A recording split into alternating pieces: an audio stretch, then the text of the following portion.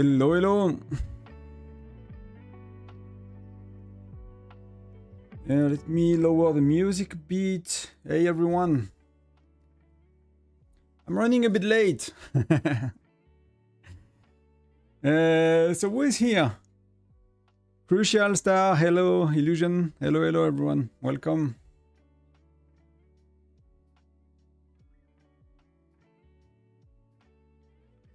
Happy Monday. We have a lot of bear to do today, actually. Gonna be bear back to back between all the accounts and stuff. I mean, all the accounts, at least Whiteout. Hey, Kilua.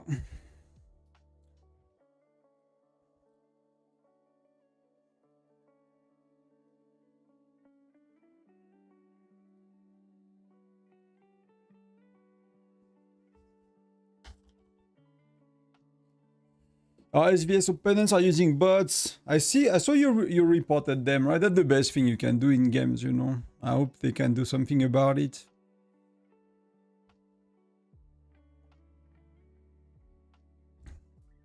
I mean, I did not follow at all what's going on today for us, but it's going good.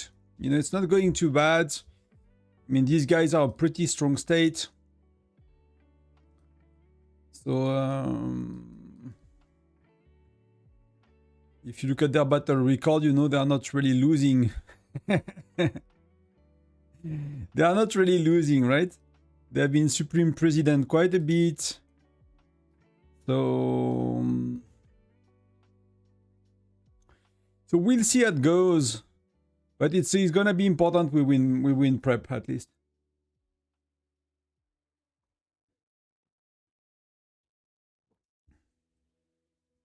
So 1 billion points, that's massive, right? That's massive. So your opponents just unlock FC8. I mean, these things happen, and you know, it's a, you know, I guess it's one time, right? One time with FC1, everyone kind of get it at the same time. Then one time with FC4 to 5, one time with FC6 to 8. And then another time with FC9 to 10, right? So, but yeah, it kind of sucks when it happens.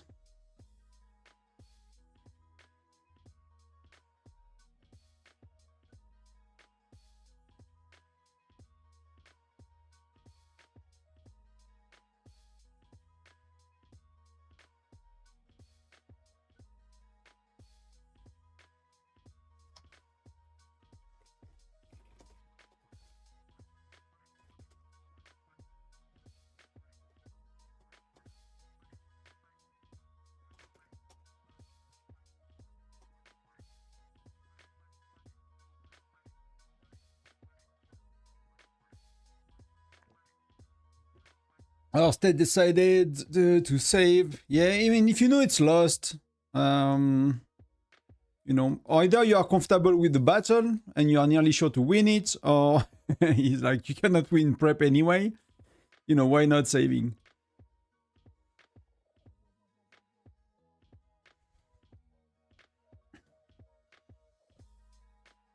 You have to make point for a world server, Crucial.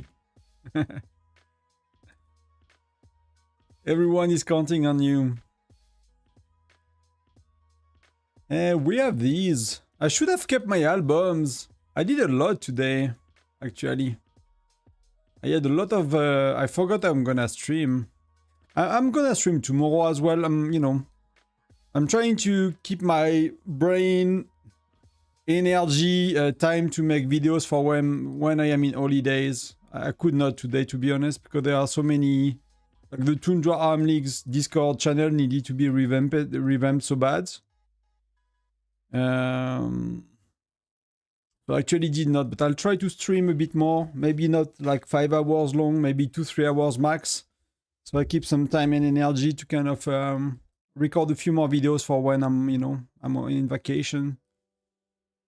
But there's nothing too crazy going on with the game right now. Like the big topics I want to do, I'm not ready to do them, and they need a lot of preparation, a bit more research. There is not a crazy amount, but you know, a bit of Tundra Arm Leagues. I might do a quick registration video in English, to be honest. I don't know. kind of listened to the one I've done not too long ago and was kind of okay. It's a bit of a rumble at some point, but it's not the worst.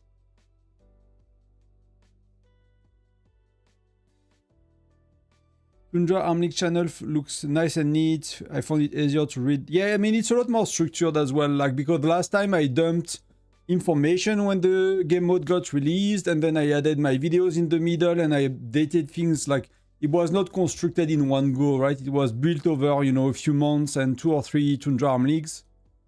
So it was kind of like I scrapped things that are not very necessary for a TLDR in a written form.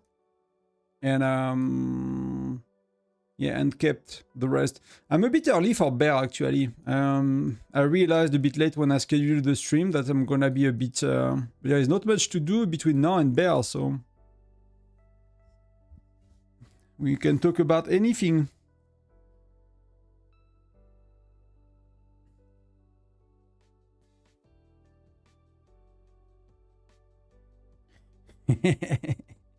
But Fire Crystal 9 is expensive. 180 refined Fire Crystal for Furnace. Any tips, Tonton? Just play the game. Be patient. Be patient. So basically with my farm... Tonton, are you pushing this SVS on Twitch? No, I'm not. I'm not. Just with my farm. Just making point with my farm. I might do a bit on my main if we need to. Because I don't know if me saving for 3 months make any sense anymore without any new buildings. But by the time I will be saving for 3 months, we might have one or two updates. So you know, I'm not gonna really push. Just gonna do my points. But for me, like, let me show you. But I cannot really show you. But overall, I can do one of the camp per month, right? So last month I pushed the camp.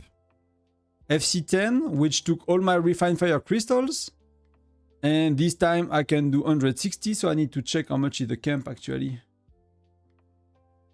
Well, that's video I needed to record as well. Fire crystal 6 to 8, that's something I needed to record. So infantry camp, FC10 is 187. So I'm gonna do, for once, because I got a lot of fire crystals, I'm gonna do 40 super refined fire crystal today. On my farm, I'm doing 20 every day. Boom. Boom. So I got enough fire crystals. I need 700. I need 706. And I did 187 for a camp. So tomorrow I can do a camp. Woohoo! Took me a month to do a camp.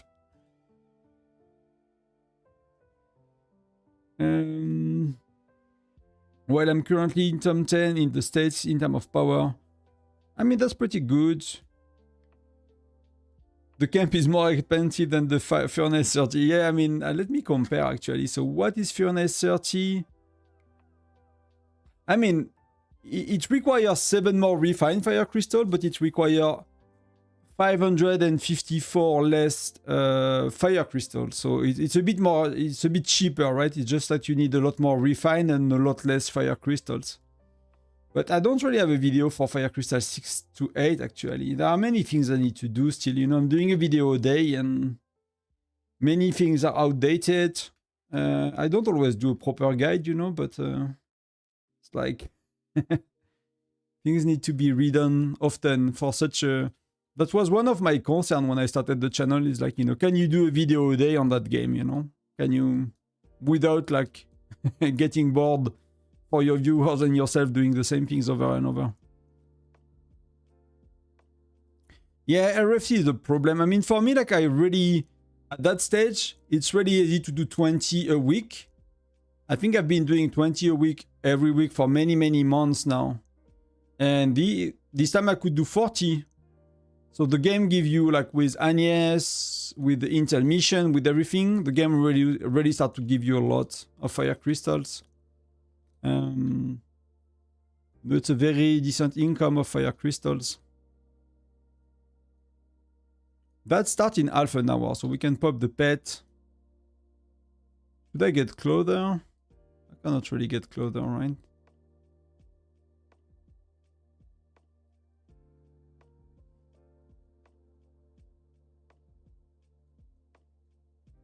What are they doing for individual points? They are doing a lot. This B2K guy, they are doing a lot. Axeman is doing good points. Hopefully that's good for Jackie Chan as well. So that's probably good for charms. That's probably a lot of charms. I don't know for these guys, but that's some of our rally leaders.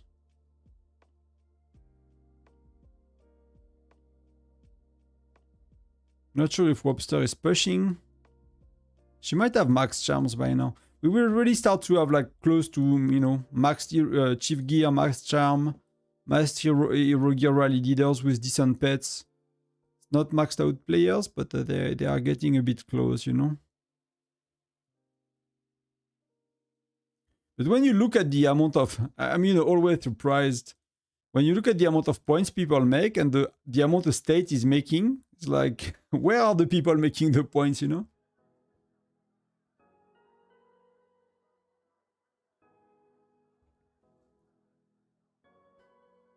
Also, are you... no, I'm able to manage 20 a week, right? 20 a week on my farm, I can. And then 40... that's the first time I'm doing 40, basically, on my farm. I've never done that before. I used to do 20 every 2 weeks.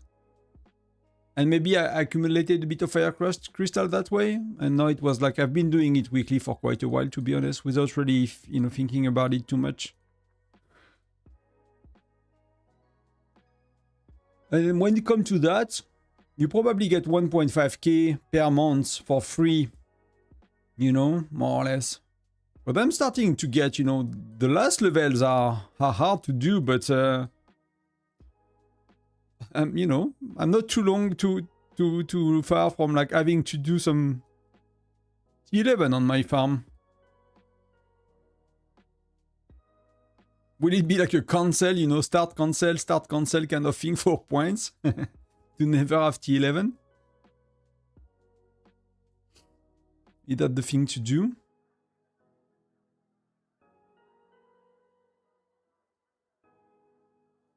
Well, I already done bear here, so I need to make sure I'm not missing it on the other states.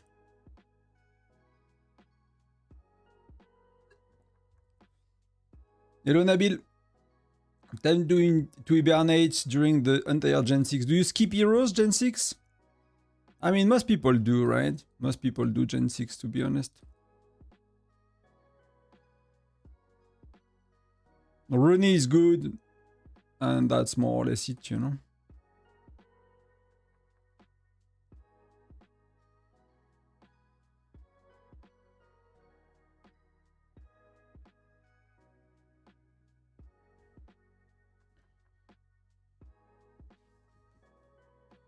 I will have to use around 3 billion to promote around 90k, 900k, sorry. Yeah, that's a lot of food and stuff. Yes, you skip Wayne and get Rene max level with Jet 6. That seems good. Rene is, you know, is good and strong overall, so it's a good one to have for your army.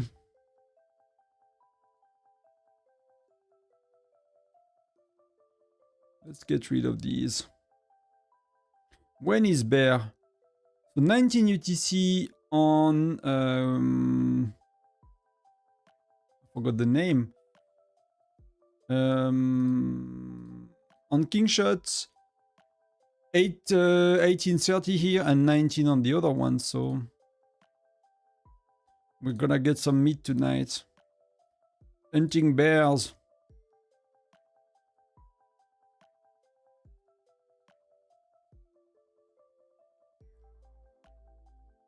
I agree, Crucial. That's why, you know, I get the point that Wayne is better than Gwen, but for me, it's like, you know, you're gonna use him for so much less than you were gonna use Gwen. And you don't want to do Gen 4 anyway, so it makes all the sense in the world to do Gwen. Gwenlyn is very good. Gwenlyn Alondo is very good. Gwenlyn Greg is very good for Arena. So it's like... I really I really think it's the best option for most people by default. What do I need to do today? I need to do 2 polar terrors. So I need to pay attention to that. That I'm gonna use tomorrow. Any purchase? Nope. I need to actually make a guide about how much you get for free. That's one thing I never did on Tundra Arm Leagues. The thing I do everywhere, I did not do it on Tundra.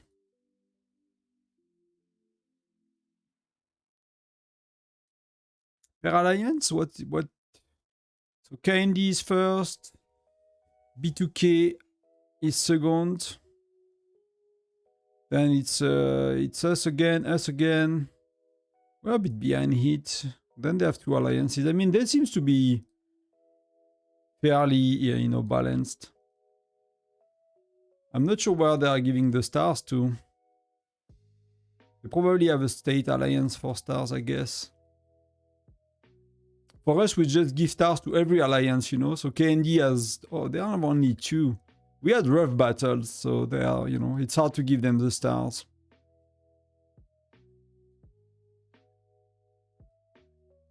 Really rough to give them the stars.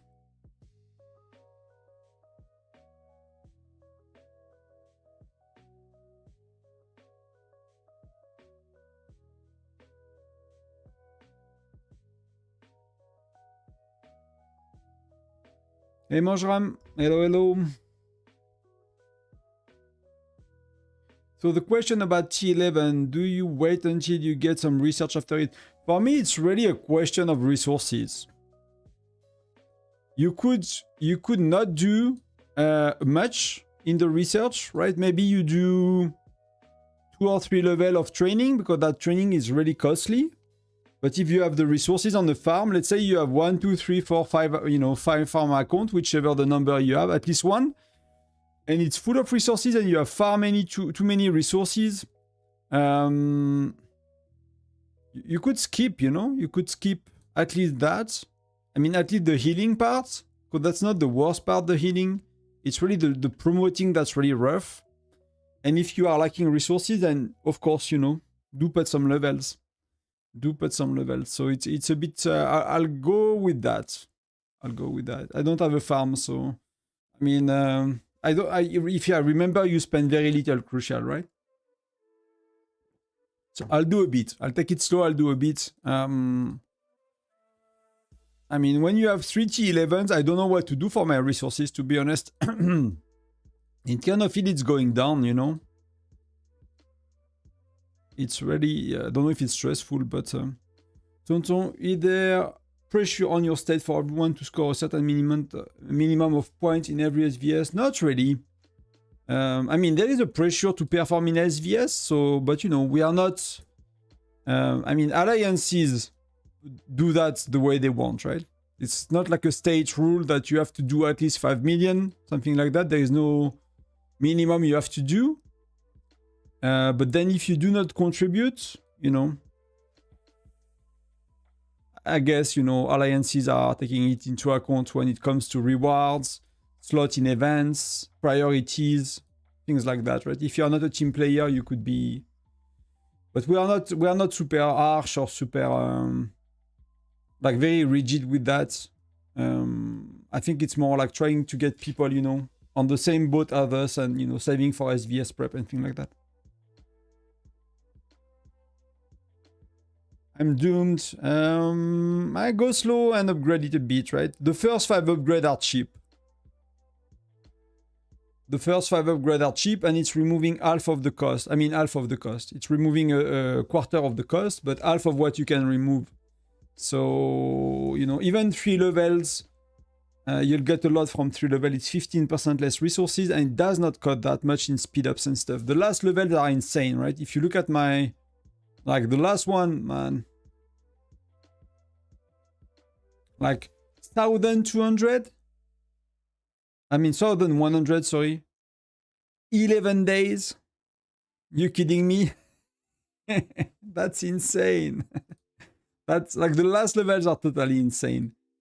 Like it cost half of doing the Helios research to remove 5% training cost.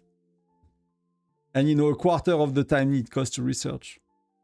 So no, it's insane. It's really insane. Level 7, 8, 9, 10 are really insane. 6, 5 are pretty expensive. 1, 2, 3 are very cheap, so something like that.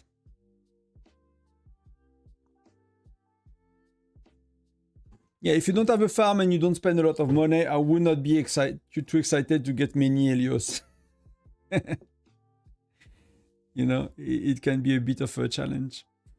Oh, are Gordon and Hades for Gen 7 worth pushing to 5 stars or 4 stars is fine.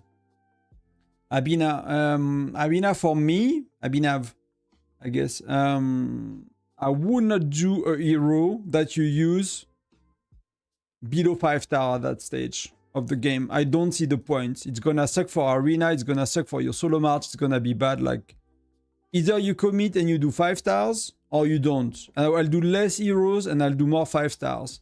And I think that's really, really important. I think having low heroes, like 4 stars everywhere, is okay Gen 1, 2, 3. Maybe Gen 4, it's still okay. Gen 5, it starts to really be bad.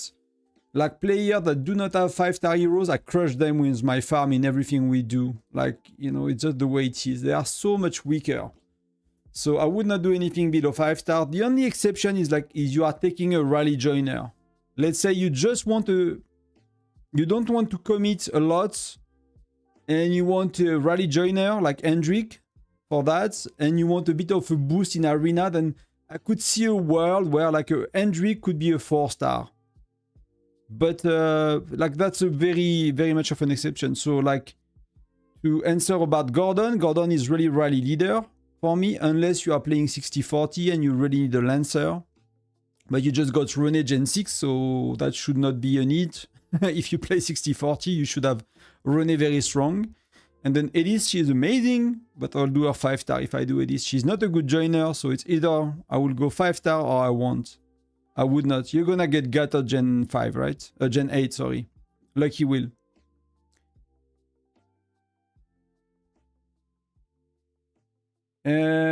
Is Hendrik better than Zura? For what?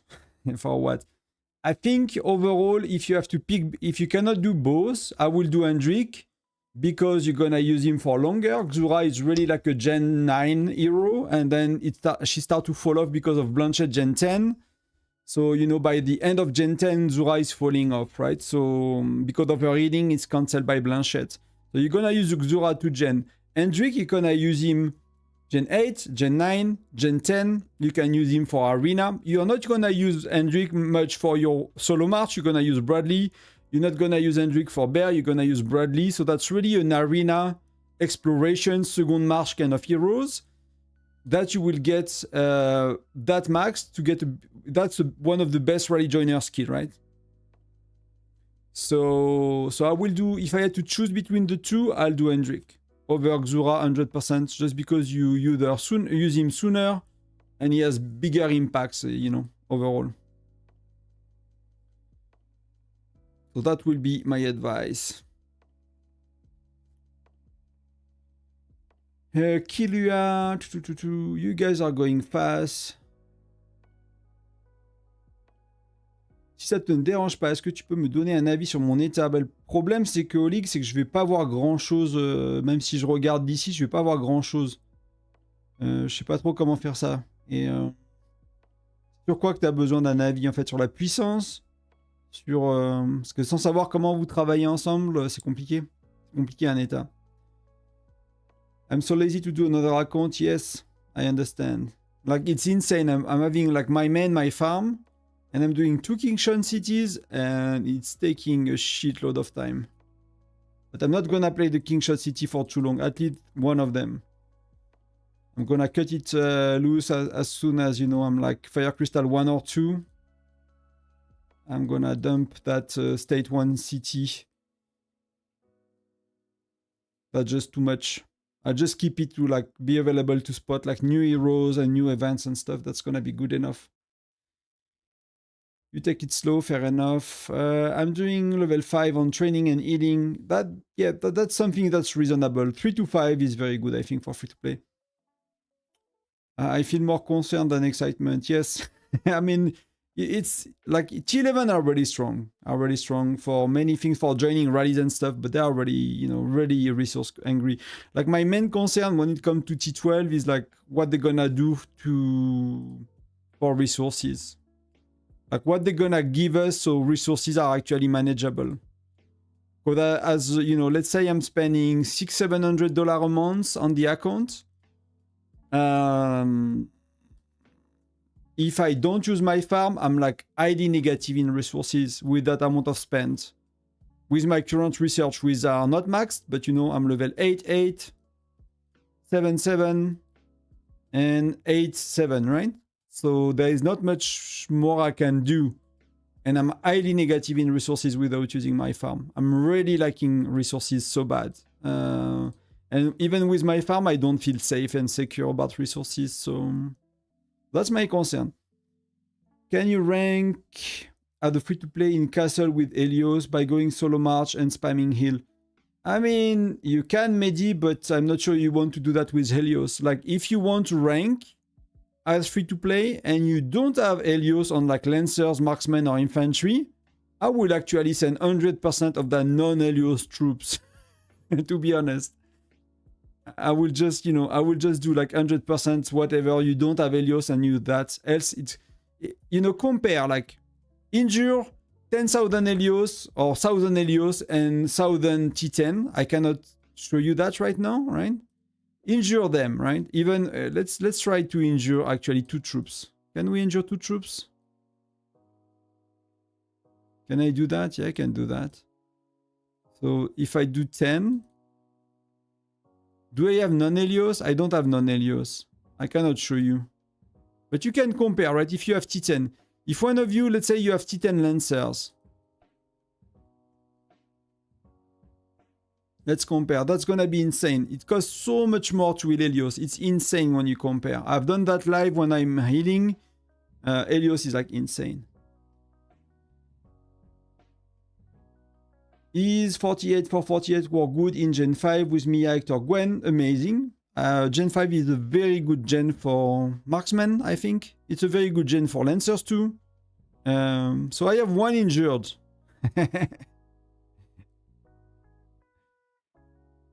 I mean, you need but you need to see, right? How much is a T10 compared to that? For just 1 T10. And think that with me having the reducing healing cost by 35% right now. That's the cost of 1 T11. That's insane. It took weeks, but when you heal 1,000 and 1,000 non-stop, your resources are draining so fast. Promotion is really tough. Promoting troop is really tough as well. I have 3.2 million troops right now. Time to find some opponents. Yeah, you can burn some. That one is start to be comfortable, you know. 3 million troops is comfortable. You know, I think 5 or 6 million is really comfortable. Like 2 million infantry, it start to be really tough to run out of troops. 1.5 million of the other, you know, that's 5 million troops. If you have 2 million Helios, that start to be very comfy, to be honest. That's very nice. If Tonton is struggling, then there is not much I can do. Yeah, so like, you know, T11 are exciting, but 3 of them is really heavy on resources. And I don't think I'm the only one. You know, I regularly see in Alliance chat people that are far bigger spender than me, that they are looking to plunder cities during SVS prep. I don't know if these people have farms, because some of them transferred, so they might not have, you know, moved with their farms. But people are looking for resources during SVS battles, so it's a sign that it's a bit rough on resources. By the way, Tonton, how will Helios FC8 do burning cities in SVS? I mean, if you want to slow down your fire crystal level to burn more, Helios is a good choice. Helios is a very good choice for that. Maybe the best one then to do is to do Lancers first and to play 60-40 to burn cities, right? But it's gonna be expensive when you loot them. It's gonna feel, it's gonna hurt when you loot the troops.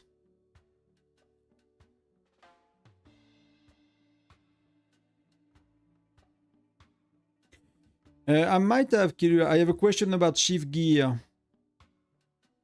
Is it best to do T2 3 stars or 1? Keep them balanced or keep infantry a bit higher for PvP? It depends what you want to do, Killua. It really depends what you want to do. I used to suggest things like everybody else, because that's I learned from everybody else. Which is, you know, is you do your infantry a bit above your marksmen, and you do your marksmen a bit above your lancers. If you play 50, 20, 30, and you don't want to think that's good, that's the way I will go about it. If you want to optimize, then you have to optimize for what you like to do in the game, which is it bear trap? Is it burning city? Is it whatever other kind of events you like to do? And then we need to talk from that, right? From like, I like to burn cities more. I like to do be a rally joiner more. I like to do rally leading more, and I'm a medium spender. You know, whatever you like to do, then we go from here. We look at how you spend, how you are built, and then we can talk about what to do. Else, the default is like, you know, what I said, do infantry a bit before your marksman, a bit before your lancers. That works. That works.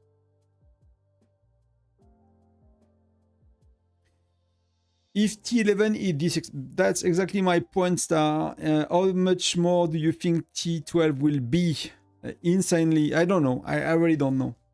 So, you know, they have options, right? They can really increase the rewards we have for events in terms of resources.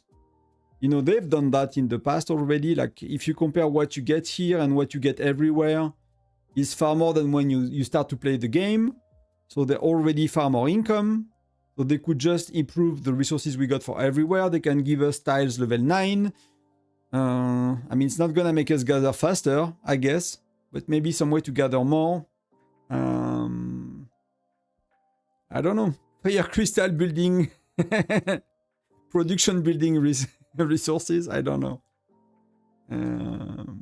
Maybe a multiplier on your furnace, you know, like if you increase your furnace, it's increasing the resource speed. I don't know, but for me, they will have to somehow give us more resources. I did not make like a simulation and math about how much you earn and how much it costs, but I really feel that I'm using more than I'm, you know. I used to have far more resources, and I'm using my farm actively. I'm emptying my farm every 2 months fully. You know, I'm really using the farm, so I'd like to progress as fast as possible, but also to have fun in PvP since I'm only Gen 1.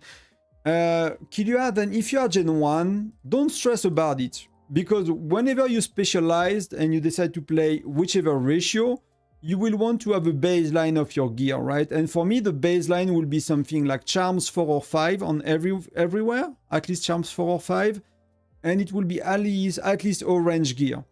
And you cannot really specialize unless you are a big spender, but you cannot really specialize until Gen 3 or 4. Gen 3, you can specialize in marksmen. Gen 4, 5, you can start to specialize in lancers eventually. But that's gonna come down the line, and, you know, I would not do it too soon, because you don't have a lot of troops, you don't have all the heroes that are allowing you to play. So, like early days, you know, aim to get all your charms to level 4, 5, all your gear to level golden. And as free to play, it's gonna take you a good year anyway. You're gonna be buddy with that for a while.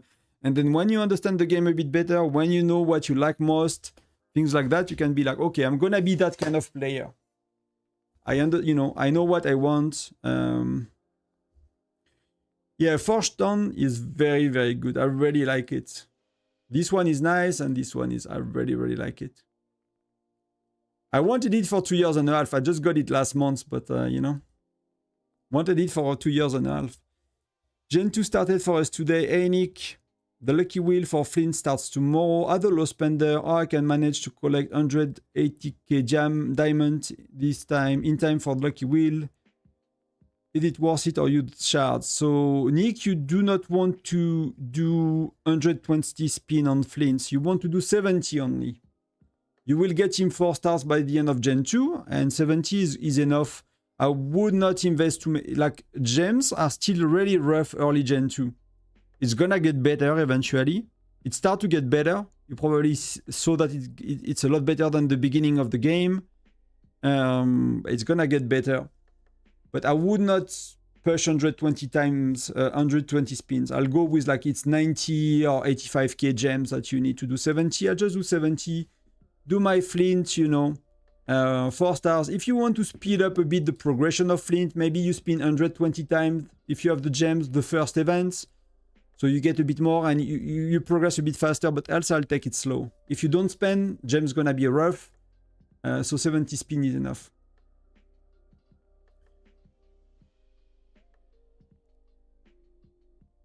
I think even my alliance well will be, I mean, I don't know. I think wells are okay though. They are buying so much. But you know, like, they are buying so much, but they are healing much more troops sometimes. They are training a lot more troops. So, you know, I don't know what's...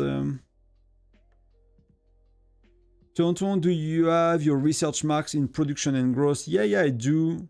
I do. I mean, I've done... So I went back to economy. As soon as I done 1T11, it was not maxed. I was around level 4, and these were not... Maybe I had one. And I did 1T11, and I was like, okay, you know, it's not that much to max. You know, when you have like a 40 days research left here only, and these with insane amount of days, you're like, these are not that bad, you know? So I went and I finished that. And right now I'm actually doing my last research. That's my last 10 days, and then research is maxed out. But the last thing I can do, then my research center is useless. It's not progressing anymore, it's doing nothing to me. Hey Sat, welcome. Welcome. I'll swap to my farm because we're gonna start the bear on the farm very soon. So I don't miss it because we speak.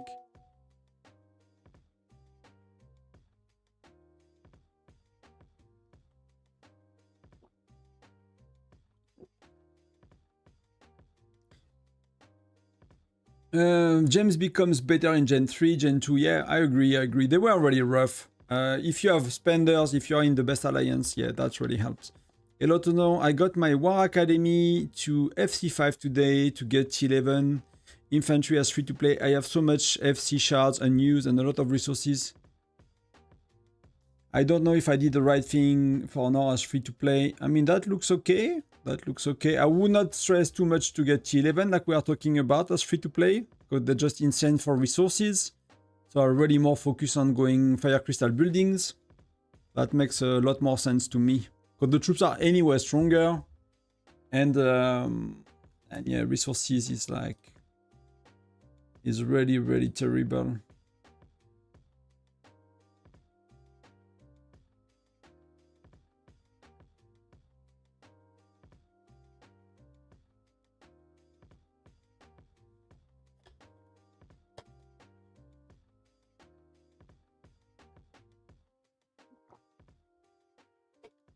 I mean, I don't know if you need to max it, crucial, but I'll get the if you have any quick, you know, when I mean quick is like, at that stage of the game, 30 days research does not give you a lot of stats, right? You did all the quick ones in your battle, whatever, trees and stuff, so if you can get some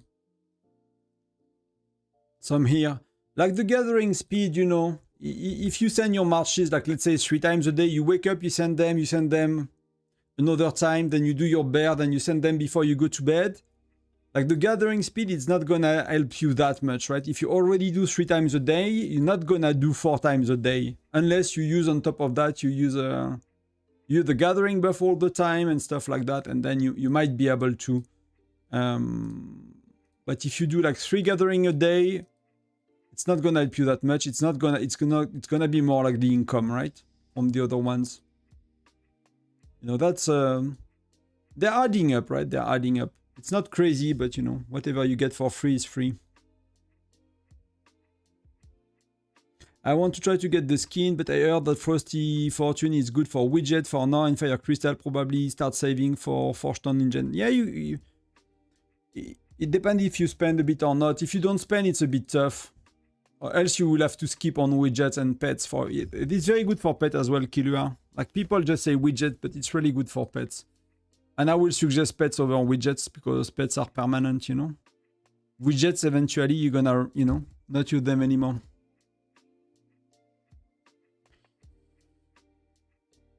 Let me know if I missed any of your questions, guys, because chat is going a bit quick sometimes, and you know, it's not crazy, you know, fast, but I'm not used to. I'm not used to like very active chat some days. Some days is a lot more. So if I miss something, it's not I don't want to answer, it's just I missed it. So feel free to ask again. So Sat, you use 1.7 million gems. That's a lot for VIP 11, but that's really good. VIP 11 start to be really good. Then you have a last push to do for VIP 12. I will not spin for Gen 6. I will have to buy smart and save up for Bradley. Yeah, okay, that's fair enough. I'm buying pet chest. Yeah, Snow, I agree. Mostly myself as well. Like right now I'm doing 3 heroes per gen, so I'm kind of buying a bit of widgets, but I have my pets in order. And I'm kind of missing everything on pets. I'm missing a bit of XP. I mean, that's my farm, so it's not really the right one, but I'll definitely buy a lot of chests. Even with mystery badges, I'll buy a lot of these 3 chests for 750. When they're at 50% discount, I'll buy very, very regularly. I'll buy some of these. People, you know, these ones. Like, get your pets in order. Very important.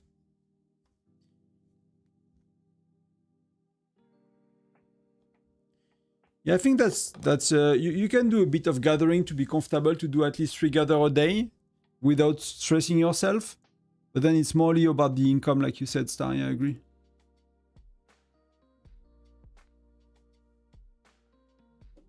I mean, gems are mostly made for that, you know, unless you spend so much that you will get it with VIP point, but you know, the level of spending is kind of the patience, and the level of spending is kind of insane. So in a perfect world, you know, we are patient and we buy with gems. We buy mostly these. Get a lot of stats, but that's you need to have a strong willpower to do it. Martin, I might have missed your question before, but I remember reading a question from you, but I don't remember answering it. So you tell me. Hey Tonton, what are your experience with Gwen as a bear joiner? How does your alliance handle it? Gwen is banned to being used. Gwen is bad when you use her with someone with skills. So I'll show you in a sec. Let me just join the bear. So somehow Gwen is not doing what it says on the tooltip, not at all. It has a weird mechanism that I cannot really explain fully. I did not really go back to the full explanation of it in a long time. But the TLDR is it does not work with heroes that are having skills and skill damage. And Mia S2, that's skill damage. This one is skill damage. So you have a Mia in every rally, so you cannot have a Gwen.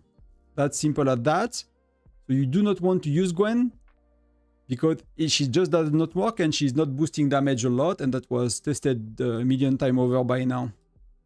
And that seems to be somehow with skill damage. And it has nothing to do, our skill has nothing to do with what it says in the tooltip. I wish it was the case. It's, yeah. So no Gwen. No Gwen for your rallies. No Gwen for bear at the joiner. Gwen only in your own march when it's the best heroes you have.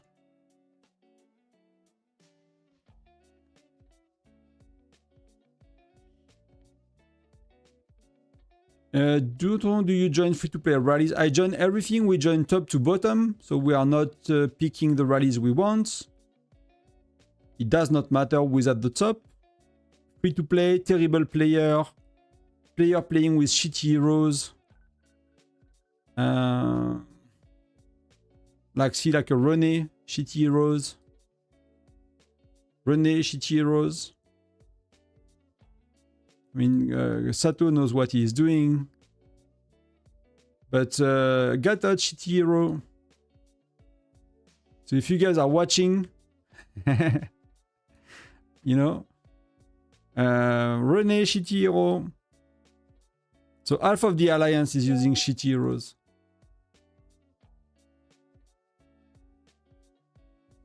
So I'm not yet. We join top bottom, so I join no matter who is at the top. I join them. Salut Cédric, bienvenue.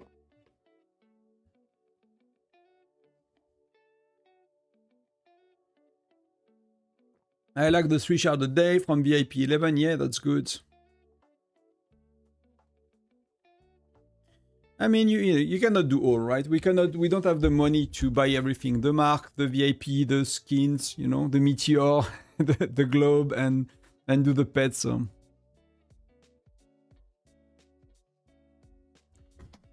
I'm trying Blanchette. Am I?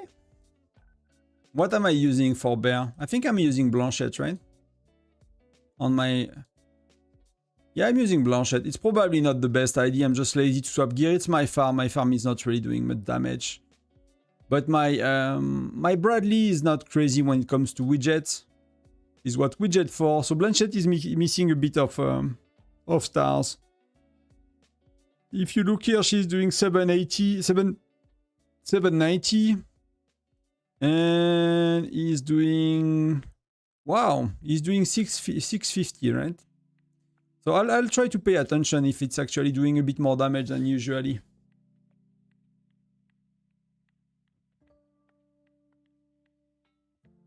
You are not launching rally in bear trap. So we do like the first guys, like they are the row 1, they are doing immediately. These guys are doing like 1 minute later, and I'm kind of here, so I do it, 1-2 minutes later, whatever. So we kind of have a cascade of rally going on. So you see, we always have rallies going on. So whenever my rallies are done, and they touch, they come back, I can send them again, and we can do non-stop rallying. So we kind of do a cascade.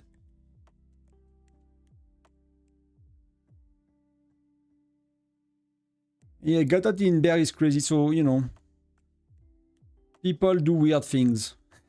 You wish, you think people know the game by now, but some don't. Some still don't really.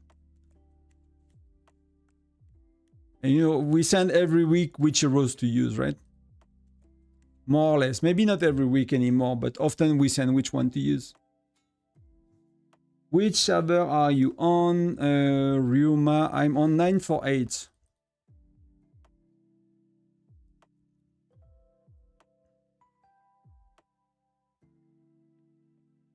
Yeah, but that it happens, right? That people spend a shitload and they are gone. Like, either they are that kind of player with a lot of money and they cannot stick around and they just, waste their...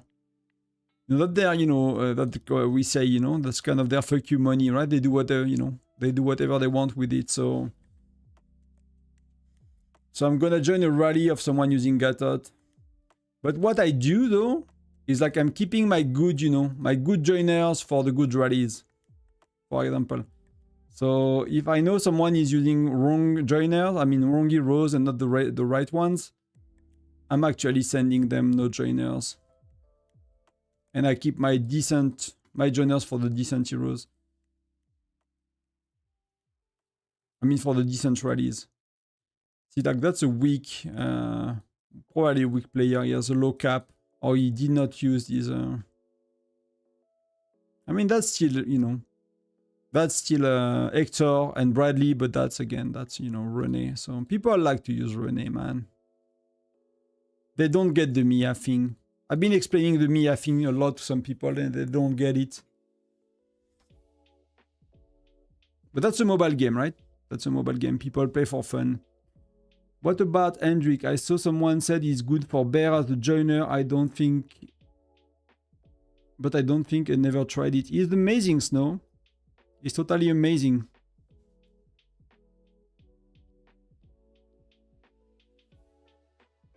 He's one of the best joiner in the game. That's simple. It's actually very, very simple. Like you have a big formulas of thing that's going on, right? On both sides. And at the end of the day, whether you are adding 25% lethality, 25% attack, etc., whatever, to one side of the equation, it's not really better than the other one. It's more or less all the same. But with lethality and attack, you have a lot of heroes that do lethality and attack. So between each other, they are additive. So that 20% is often additive with the JC damage up, for example, with the Geronimo damage up, that's lethality. It's multiplying on the same side of the equation, so that's additive between them. When Hendrik is 25%, but there is nobody else like him.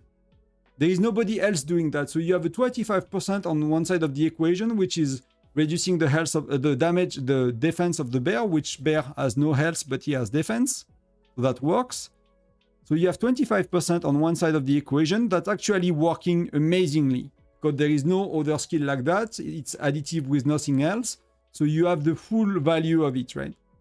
So that's why Hendrik is so good. It's because that's a very, very rare skill. And that's 25%. I'm trying to make it like very simple, not to get confusing about it.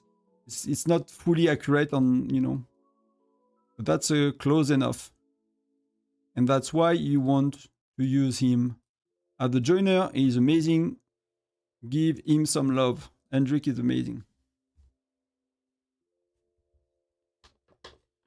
S10 and only 500 million power. Are you free to play? But that's my farm, Botch. I zero it often to get resources. So I kill the farm will be like over 1 billion power if I did not. I just kill 7 million. I never fight in events with my farm. I don't fight in SVS. It never got zeroed in SVS. It never got. I never fight. It's a farm. It's bubbled always. So that's the amount of troops. Probably 90% of them. It's me killing them with my main, just to get it to a level where I can empty to rally it for loot. So that's my second. I mean, it's not really. It's a farm and a second account. I play it seriously enough that it's not really a farm, but that's my farm. Yes. So I cannot keep it high in power, because else I cannot loot it.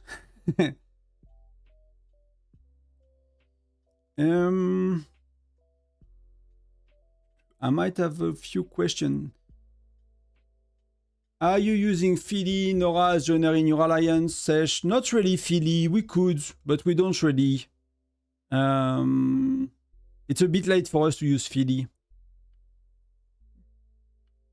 I think there are better options in most cases for us at that stage of the game. Philly is attack and defense, or attack and health. Attack and defense, I think, and there is a lot of other skill that she's additive with. So at that stage of the game, for me, there are quite a few better options.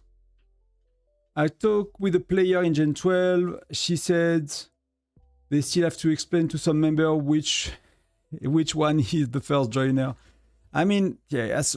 On top of that, if you are like in a bit of a more casual alliances, you know, a bit less competitive and a bit more like, you know, noob friendly, people don't give a shit about what they do for many of them. It is what it is. So what's my rally doing? See, like 400 million.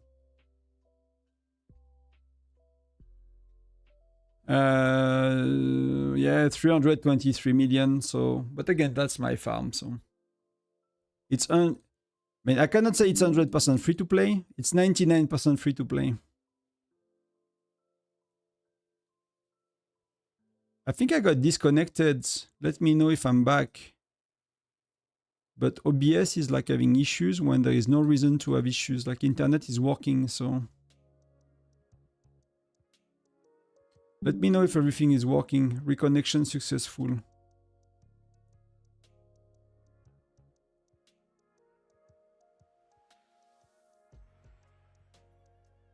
See, I'm even joining with 80, you know, 18k troops.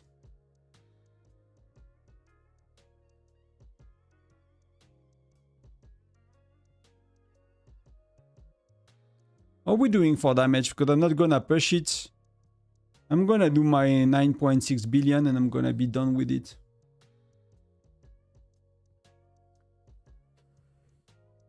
On the first Frosty Fortune, should I save Gem of Enigma? I don't think Molly widgets. Kilua will totally save it. Either you buy speed ups or resources to help your push to Furnace 30. That could be one thing that is not the most popular, but that's something I will consider myself as a free-to-play.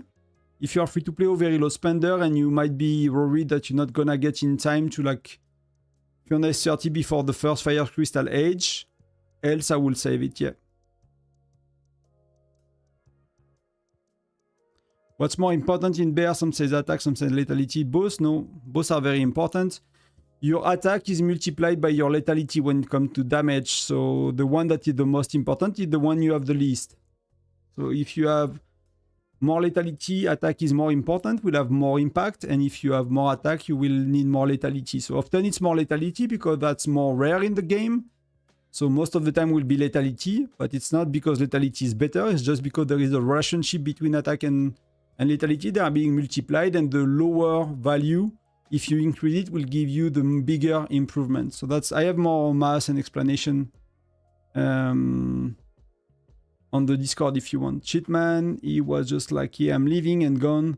Was spend that much and leave. I mean, it's their money. I mean, some people, like, you know, they could be addictions about, you know, could be gambling for this kind of games, could be just, you know, self-esteem issues and wanted to feel strong and powerful, and realizing he's in deep shit financially because it's a video game and he should not have spent that money. You know, it could be many things why people behave that way. Just, you know, just wish for them that they don't put themselves into troubles for, you know, just being strong in a video game. Hey Tonton, which is better to spend the general speed-ups on training, more troops, or use speed-ups in battle research? Unless you need troops, which most of us do not, I will say research or even experts, right? That will be my priority now, will be definitely research and experts. Unless you fucked up with troops and you are like very low in troops because you know, you attack too much early game and you really lack troops. You know, you could use 20, 30, 50, 100 days on troops to kind of fix that up. But else I'll use on research. Like troops they are useful to have quantity, but they are not making you stronger. Research is making you stronger. Experts are making you stronger. So you will want to get stronger. Strange, I think people should not play and spend if they have no intention, but you know, people are not always well in their heads and emotions, so we are not all rational, grown-up, stable people, sadly, in this world. If Mia in the lucky, she does maybe a little less damage than Renee for me, but usually she does way more. Sozin, like the issue is, I don't know what gen you are, but for us, we are using no lancers. And what Renee is doing is boosting lancers damage a lot. So yeah, when you are gen 6 and if you are using 30% lancers in your march, you could use Renee eventually. But for us, we ask people to use nearly no lancers and no infantry. So it makes no sense in the ratio we use to use Renee. It literally makes no sense. There is no way in the ratio we use that Renee is close to Mia. It just does not make any sense because that skill is not doing anything. Then that Dream Marks increasing Lancers damage. So these two skills are increasing damage of Lancers. We use 5%. And Renee Dream Marks both weaknesses. Yeah, okay, so that's work. That could work on all troops. So you have one skill that's working. When Mia has two skills, that's working. And Renee has an offensive widget, so that's actually quite okay. But if you use Renee, you need to use 30% Lancers. If I remember that, the breakpoint, right? You want to have something like that. And the less Lancers you have, the more you should move away from Renee. So I've done my points. I'll just call my rally one more time and then we'll swap account. I'm still live on YouTube, you're okay, okay. Is Hendrik not good to start their rally? I don't have Hendrik, so I cannot be sure, but I know that everybody always used Bradley for sure. I don't think I've seen anyone recommending Hendrik. And if you look at Hendrik, probably what are the reasons for that? That's boosting damage on there. All friendly unit with a layer of archer, so that's buffing damage, defense. So that's not doing damage on bear. Every 3 turns, the ancient Spirit descends, will blah blah blah blah. Launch an attack to 40% to all enemies. So that's really strong in a rally when you have 3 type of troops, because it's gonna do 40% damage to three type of troops, right? Here, you have bear. So that's not as good. So that skill is really good. That skill is probably very, very average or bad. This one is useless. It is a defensive widget, if I remember as well. Oh, it's an offensive widget for attack. And Bradley, it's a defensive widget for sure, but that's attack up straight 25%. I'm not sure how that convert to bear, to be honest. 2 infantry by all troops. So I'm not sure if this one convert to bear. And that's damage dealt, you know, as well to all troops. So these are safe, and this one I'm actually not sure if it's working on bear. If someone knows.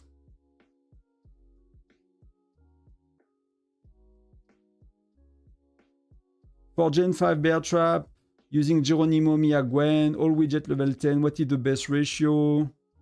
You might be able to do like 5,590 or 5,1085. You should try Santiago. You might be able, I mean, it's gonna be tough to what am I doing? You might want to try, yes. You basically, like, there is a, I forgot how it works because I did not look at that in a while, but based on your stats, the higher stats you have, the less troops you need on an encounter like bear. Like bear, the way it works, it's like require you to have a certain amount of infantry and lancers, so you make the full damage to it, right? And the more stats you have, the lower you can go with this. So if you're a spender, if you have widget level 10, you can often have a ratio that is a bit more aggressive than free-to-play players because you have far higher stats.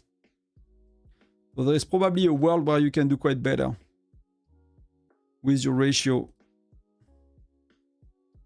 But Gen 5 is a bit early, but you might be able to do like 5, 10, 85. It's not gonna change much, you know, but...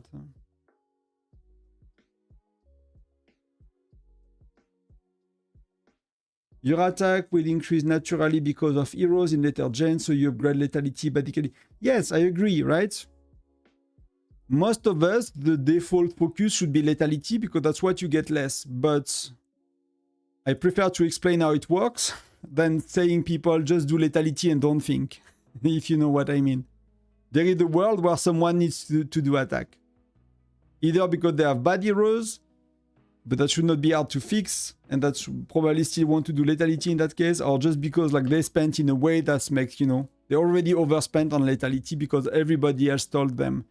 And you will find endgame reports of whales, which I don't have on my farm, where lethality is actually quite higher than defense. Not for bear, but I mean in a rally situation, when you start to have pets that are removing, you know, some stats, and we will soon have a pet. This one is removing defense, right? But we'll soon have the next one, which should remove attack. That's the last one we miss, and that's the only logical next one. That will be lowering attack.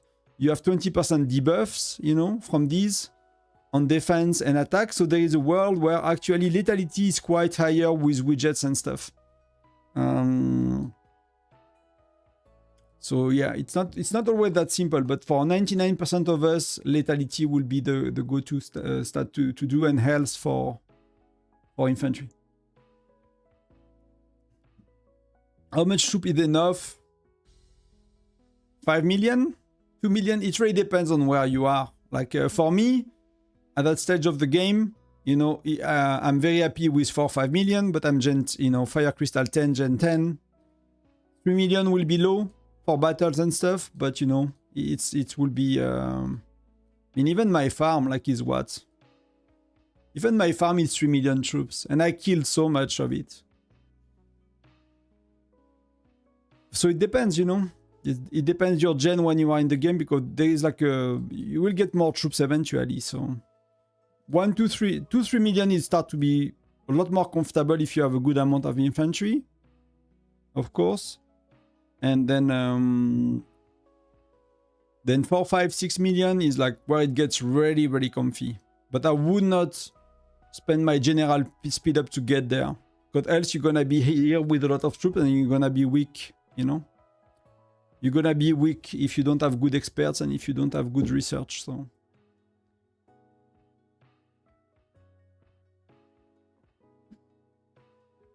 Press like, guys. Yeah, hearts. Like, thank you very much, everyone. Thank you for being here tonight. We are 50, that's really cool. The chat is really active, that's really cool. With question and respond to every single one. I try my best, you know. I try my best to respond to everybody. I'm sure I did not respond to everybody in like I said on the Discord the other day. Like, I'm sure I missed a few questions lately, but it's never because I don't want to. It's more like, I'm like, yeah, next time I'll get back to it later. And, you know, later is never sometimes.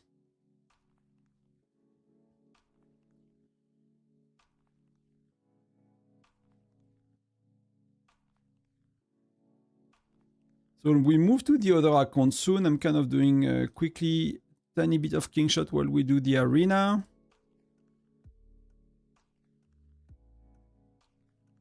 For true ratio, for the troop ratio, I used the Excel you had for Rosarian. It's in Discord somewhere. Yeah, I mean, for me, I find it like I'm still not super satisfied with it, and some people are not as well. So I'm kind of using it to double check what I should use, and I'm kind of using a bit more of everything it says. Using a bit more infantry, a bit more lancers. So it's a good... yeah, I don't know if I would stick to it. Thank you, Santiago. Welcome. The survivors.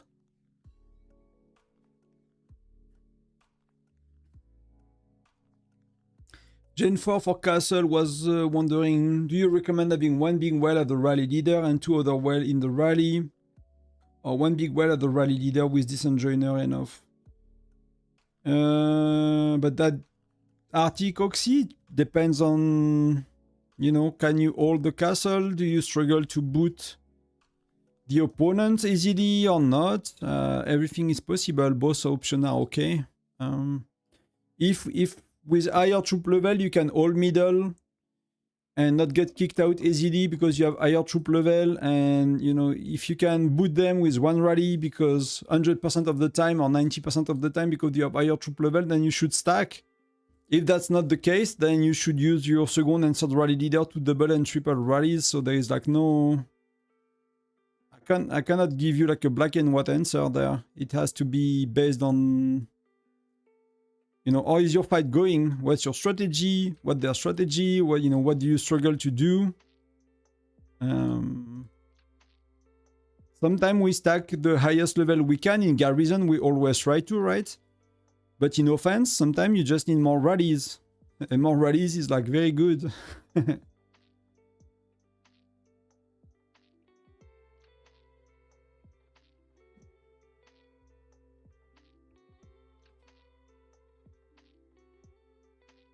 Marc, on a, c'est des bêtises ça. Ça a été vérifié. Il y avait des rumeurs comme quoi ça le faisait. Mais moi, je l'avais partagé à l'époque et en fait, on s'en fout. En fait, on s'en fout. L'ours, il a pas de vie, ça change rien. Oh, amazing. That's amazing. I need to call back my farmers.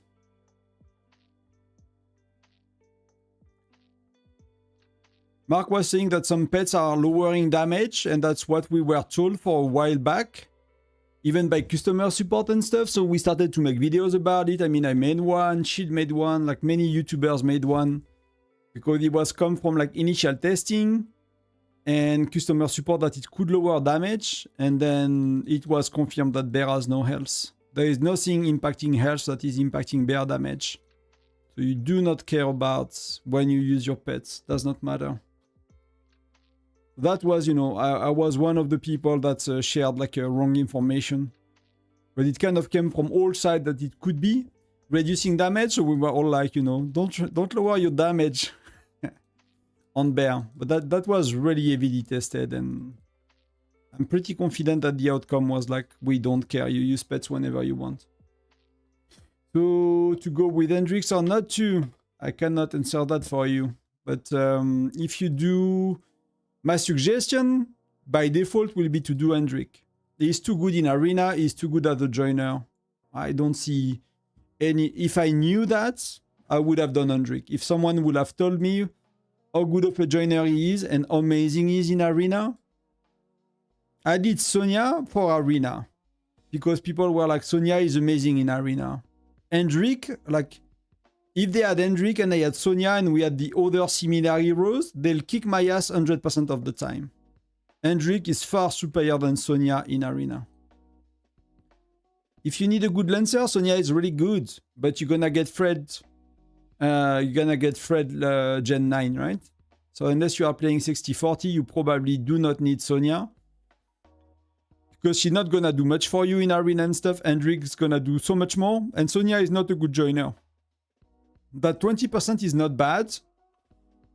And it works okay with some other skill, like the synergy with other skill is like sometimes it's multiplicative, it's not fully additive, and it's quite okay, but it's not as good as a 25%. So she's on the sideline as a joiner.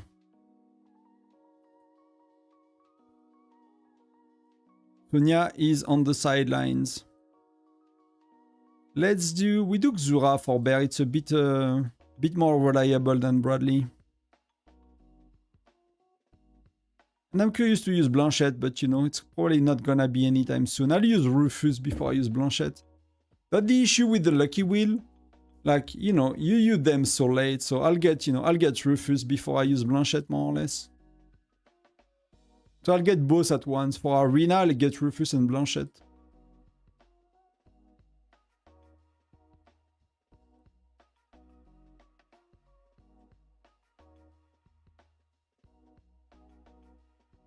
Et le caméléon, il marche à 100% Marc, hein, le caméléon. Le caméléon, il éclate l'ours. Hein. Et l'ours, il a de la défense. Il a pas de vie, mais il a de la défense. Tu utilises ça, ça éclate l'ours. Tu utilises ça, ça éclate l'ours aussi. Il y a pas mal de gens qui sont pas du tout à jour et qui racontent les conneries d'il y a 6 mois et qui ont été testés, retestés et qui sont plus du tout... qui sont pas du tout vrais. I'm a lower spender and focusing marksman stats for 40, 060. I'm about to get Gen 8. Just let me go with that because that's gonna be insane. I have 2 accounts to do at once. I have to do King Shot as well at the same time. So see top to bottom, I'm not, you know, not thinking about anything. And here, let's do a round as well of joining. Bam. Bam. Splitting troops works really well at the low, like Gen 1. I'm still Gen 1 on King Shot, and that's... Actually, I'm Gen 2 since today. We are Gen 2.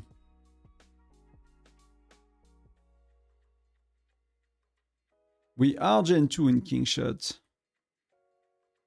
Let me just swap gear from Diana to Queen. So I can take your question. I just need to start my rally, but not now. I can wait a bit. I don't speak Russian, so I cannot really help you. Okay, so you are about to get Gen 8 and want to save shards. Should I get Magnus Gen 10 or Gregory Gen 11? I will go Gregory Gen 11. I need to think for you though. If that's the answer I should give you. Gregory is of course far stronger than Magnus, no doubt. So the question is, you have a very defensive Gen 8 hero. Let me pull up my notes on Gen, you know, 7 to 10.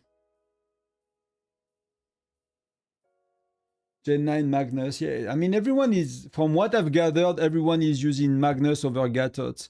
But then everyone is using Gregory over Magnus, and then everyone, Gen 11, is using Eleonora over Gregory. So like infantry, you're basically changing every gen. Technically, if you do both, like for me, it really felt that Gregory had an impact in Arena. It really felt that Gregory had an impact in Exploration. when Magnus, you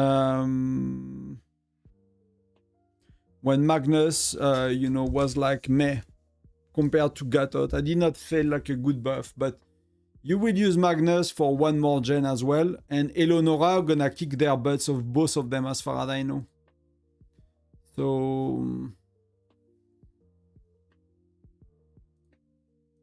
I could see a world where you will want to get Magnus, because not even, I'll get Gregory. Depending, how do you do your Lucky Willy, Rose? Like, let's talk about that for innocent.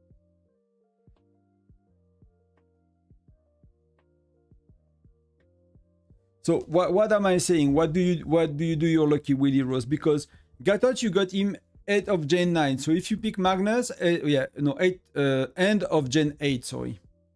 So you're gonna get Gatot and you're gonna start to use him end of Gen 8. So if you start to do Magnus, you can do it very early Gen 9. So you will have an overlap between Gatot and Magnus. You will barely use Gatot, and you're gonna use Magnus right away, which makes Gatot not useful. So in that case, when you look at that, the next Lucky Wheel gonna be Eleonora, and you're gonna use Eleonora end of Gen 11, right? So you use Gatot end of Gen 8, Eleonora end of Gen 11, and the one that is perfectly in the middle is Gregory Gen 10. So in that case, to like have a bridge, like a, you know, like a in-between hero, I'll get Gregory, because Magnus, you know, is a bit better than Gatot, and you're gonna have them more or less at the same time. And then, but you're gonna fall off in Gen 10, and in Gen 11, you're gonna fall off with your Magnus a lot compared to a Gregory. So you're gonna use your Gatot for end of Gen 8, Gen 9.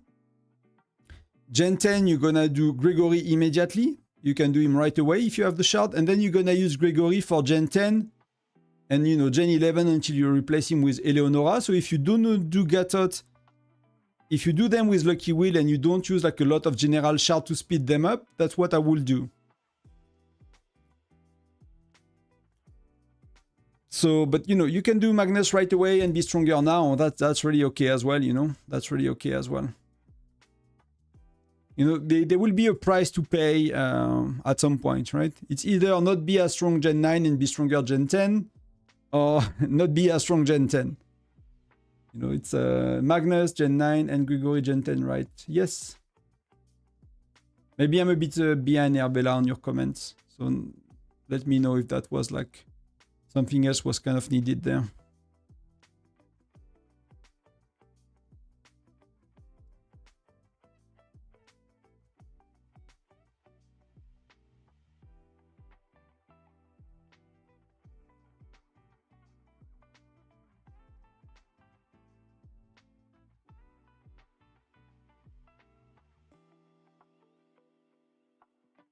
Oh, there is drama going on.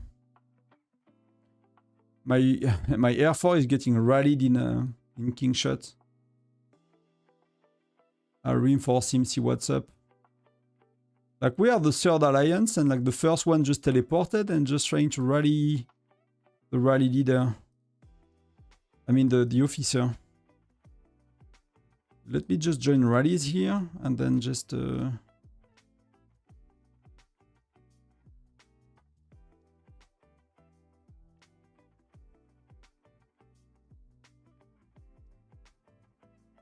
because that's gonna be very nasty. There is no way you can.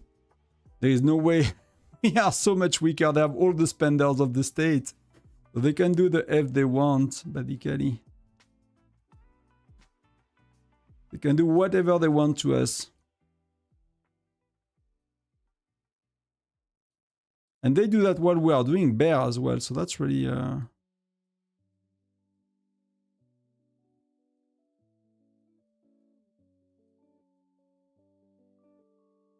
Wow, they are double rallying him.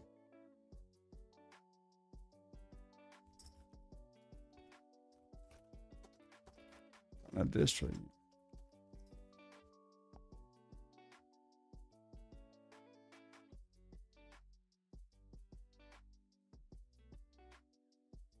So I'm just gonna kind of handle that crisis, just start my rally, and I'm checking back chat.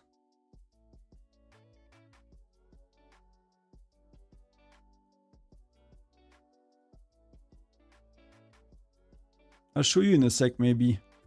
Maybe that's fun. But I don't think he will take the rally, to be honest. They should not. Like, I will never take a double rally for the top 2 player in the States when you are like a... You know, he's a spender, but he is nowhere near like... he's nowhere near these guys, so it's gonna be a tragic death of so many troops.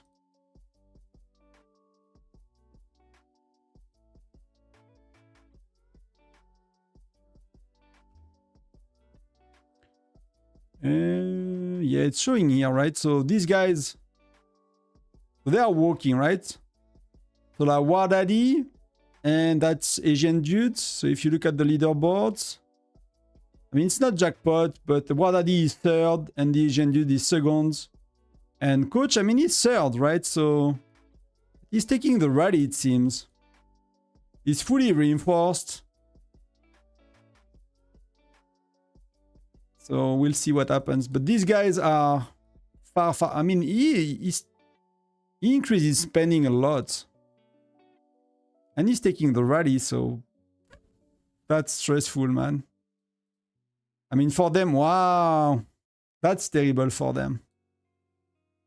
Wow, that they're gonna regret. They are the one that's gonna regret it. We are, you know, we are cool. We are really cool.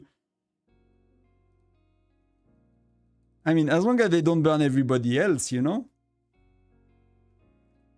But there is a second rally coming. And that the guy is a bit stronger, but I mean, we lost half of the troops. So let me pull back and let me reinforce.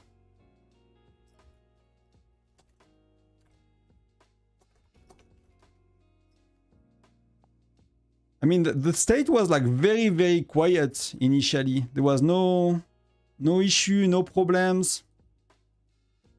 Let me just heal quickly so I can send again. I might send T8 and T9. I just sent T9 before, but I think we are kind of low on troops, so... Let me just change to T... That's all I have for now. So I'm gonna send that and send more later. They are going again, wow. They're gonna regret it so bad. Because like for free to play at that stage of the game, that's terrible. That's I mean, these... Like, we just started Gen 2, right? So you can see, like, the... And these are not crazy spender. If you look at the neighborhood, they are, like, rank 60, you know? So they are not, like, crazy spenders, but for, you know, for the early days of the game, is like, that's Geronimo, that's Dinman, and that's Molly, basically. If you look at the heroes, the gear and the charm is the same deal, you know?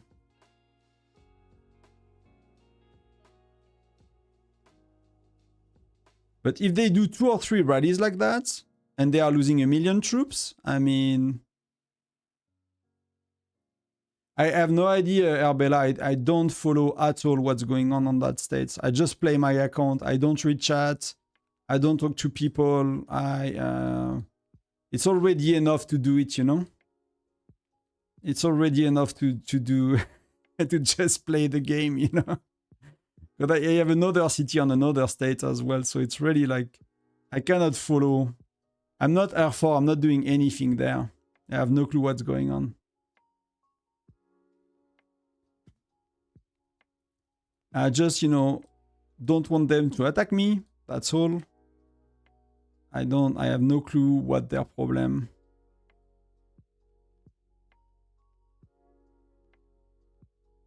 Did they cancel? Oh, they might have cancelled. They called it out. One. Because they used a lot of teleports. That's the fishing tournament skin. I prefer the one we have in Whiteout quite a bit. To be honest, I prefer the city skin of Whiteout quite a bit. I'm not gonna be... If I play King Shot, I'm not gonna be crazy on skins. For most of them, I prefer the Whiteout ones.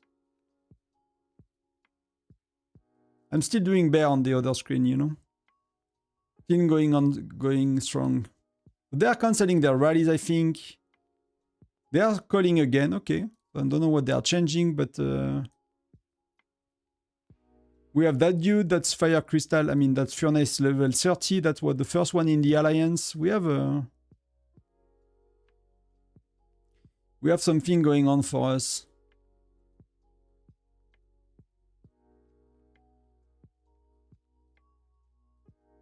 If you look at the leaderboards, I don't know why they don't like him. I don't know who he is. If you look at the leaderboard, I mean, these guys are catching up. I don't know what happened. Are they losing players? Maybe they are losing players. Because they were ahead so much. Like the One Piece dudes. And if you look at the, like, let's say that the exploration stage, I mean, that guy stopped the game. But it used to be only One Piece dudes. Only, so maybe we, you know, that used to be our stronger player. But now we have Dosa as well. The scene guys are doing, so I don't know, maybe they are exploding and they are trying to fight, you know. I don't really know the drama. Even on states I'm involved in, I don't care about the drama, and that's really not the things I like to stay away. You know, that drain my energy like crazy. If you want to get me tired in a minute, you just, you know, just talk to me about drama in a game.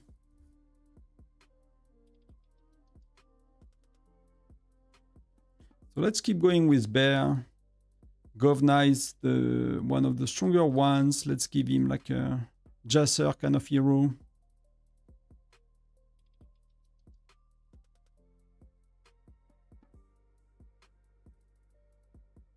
I don't even know if we should bubble or not. He's burning people, right? He starts to burn the weaker ones. So, you know, because I'm not really watching.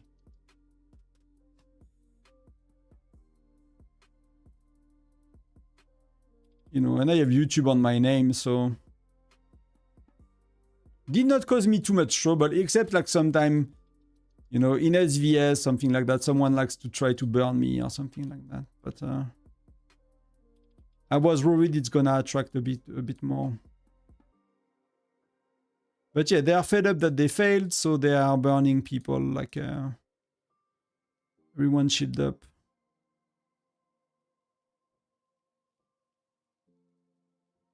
I mean, the state until then was peaceful. At least. But, you know, I'm doing my bear damage, so that's okay. Well, let's check where we are. Yeah, I'll do my 8.9. That's King Shot, so that's by the maker of Whiteout Survival. So it's a very similar game. There is a bit of drama, so I'm swapping to it, but I'm always having both opened. I don't know what are they saying.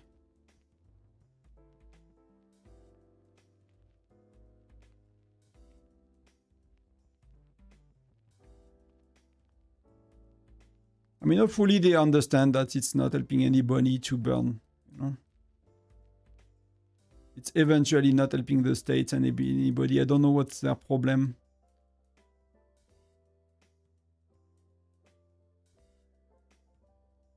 But, you know, they probably regret, even if they are far weaker. Let me check where we are on bear here. Yeah, I can keep going. So I have a lot of points I can still make.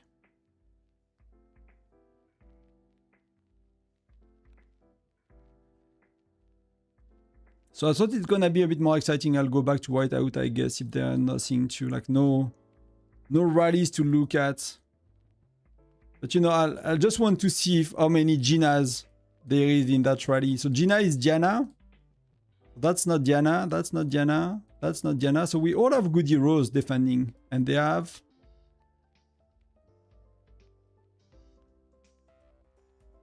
Diana is the redhead, so they have no Diana. So it's actually not too bad. They have no Gina in the rallies.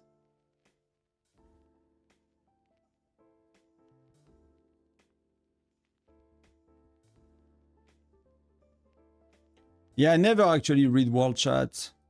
Like that's you know, that keep me sleeping at night.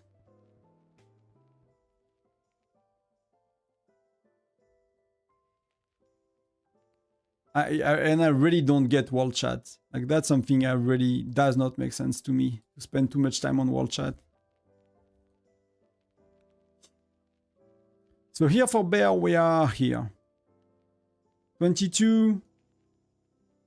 We can usually do, you know, 38 billion is not too bad to do. I'm just not really paying attention to what's going on, so I got a bit distracted, so I might have missed a few rallies.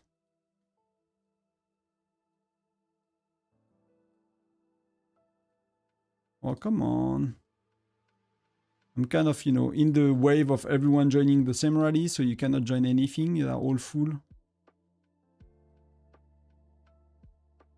And my own rally is doing... I'm starting to do quite a bit. Oh, that's not me. That's my range. You see 1.1 billion on my own march. I'll catch up on chat after. Jackie is doing a lot. What? Jackie is very strong. This time, that's kind of my lower range. 900 million right now. Let's go back immediately.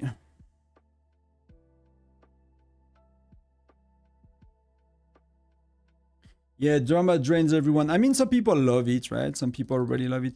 But they did attack us again, actually. And we start to have losses, and that was a lot better.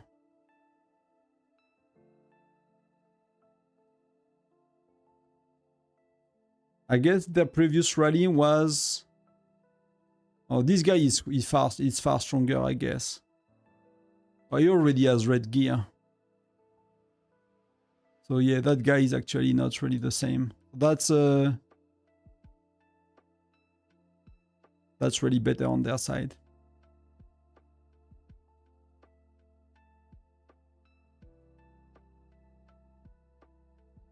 So I guess, yeah, he shielded. The only issue is like everybody else gonna take the hit now.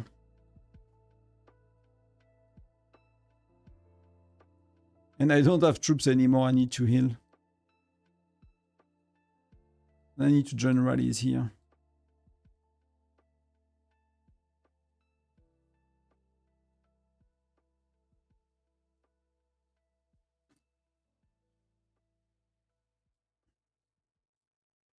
But you know, like a new state without drama is not really a new state, I guess.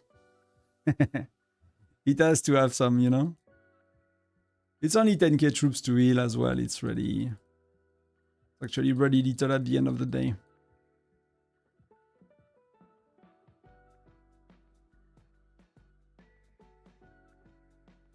I'll catch up on chat very soon. I see there are a few.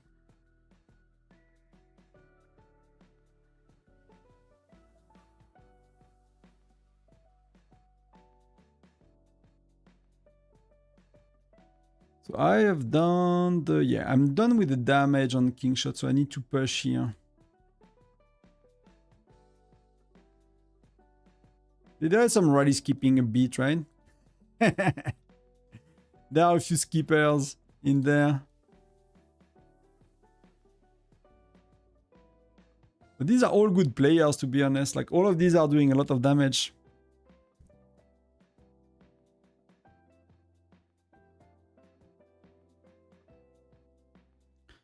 But they are burning everyone right now. That's not shielded. You are shielded at least for now on Kickshot. Don't swear it. Yes, I agree. I agree. I'm safe. And how much troops do I have? Squads? Yeah, I don't have that many troops. I don't even have 200k.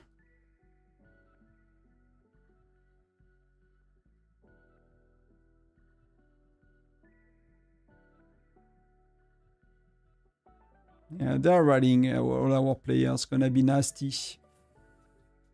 But hey, you know, it's a war game. So I'm always surprised when people are playing a war game and they're like, oh, I got zeroed, you know? It's like, yeah, it can always happen. That's the point of the game, more or less.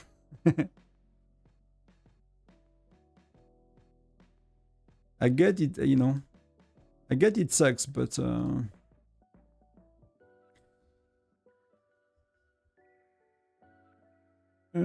So it was Magnus in AKB profile which attracted me to this game. I mean, if you're, you know, you can always go to Magnus. This is a cool Viking, you know? I used to have Magnus as well.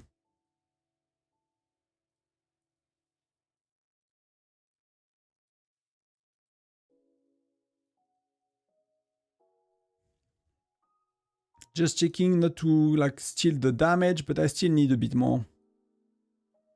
Still need to, because I don't really know how much I'm gonna do from these rallies, so this gonna not be amazing. Snowbug, I don't know. Yeah, these guys I don't really know their power. I'm not sure I'm gonna make, so I'm gonna keep going for a tiny bit.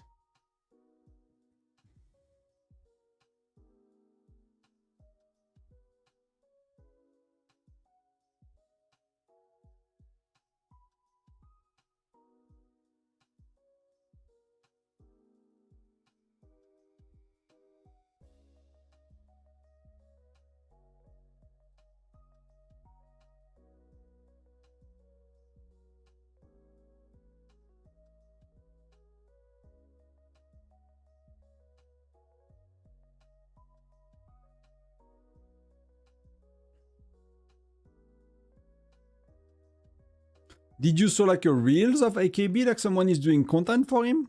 Because I don't remember already seeing any content from him. You're using Google Play or BlueStack? I'm using Google Play right now mostly. It's actually pretty stable lately. I cannot comment on that. Herbella, Herbella. But I'm using Google Play. I find it's pretty smooth. Century Games should make an event between Whiteout and Kickshot. Yeah. I mean, basically, this type of game, my understanding was that there was a similar one that got its source code leaked, right? That's why you have multiple companies and sometimes the same company doing multiple versions of it. It's because the source code was either shared or leaked or something like that. So you have a game that was highly functional when it comes to a lot of mechanism of it and monetization and whatever. That's, you know, that was fully available. So I see quite a few ads. So I have either viewers. I have done viewer from Land of Jail, which I have no idea about. I never saw an ad about it. I have viewers from another game that I forgot the name. I have some ads about like a new game that's very, very similar.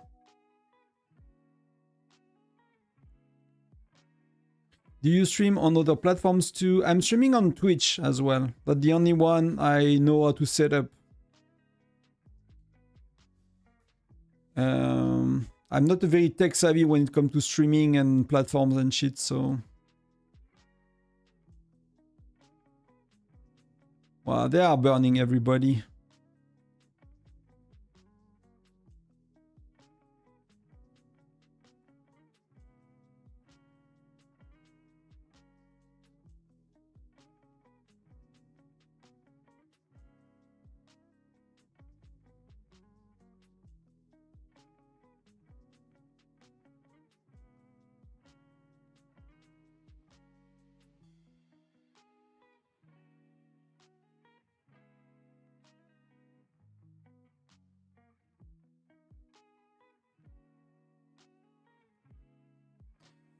So let's look at here. What are we doing?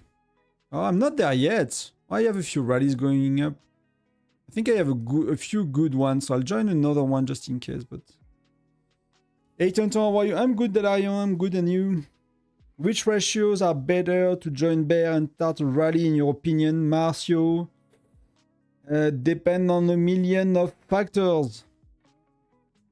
It depends your stats, it depends your heroes, it depends on where you are in the game, so... The best ratio is the most you can afford when it comes to marksmen, with as little as infantry as possible and as little as lancers as possible, and that depends on your stats, heroes, and many, many other things. Gen 5 started now, and I'm excited for Gwen and Hector. Yeah, these are pretty cool, to be honest. Like, for me, it was all planning my my progression for Gen 5 in mind, to be honest. It was like, I'm gonna suck it up until Gen 5, basically. And I'm gonna, you know, just push everything hard on Gen 5. Which I ended up doing a bit of Gen 4.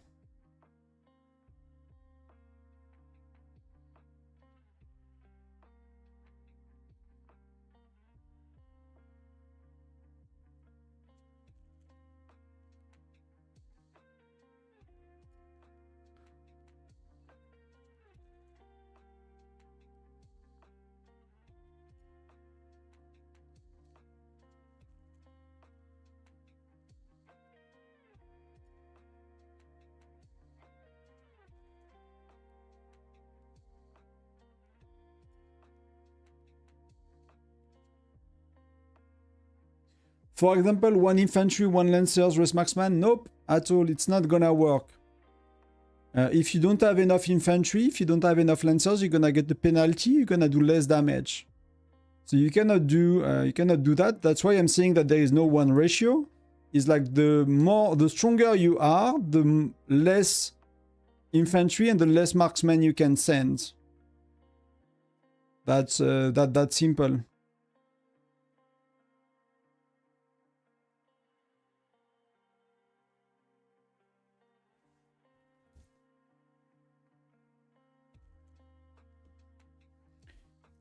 So that's why it's not that simple.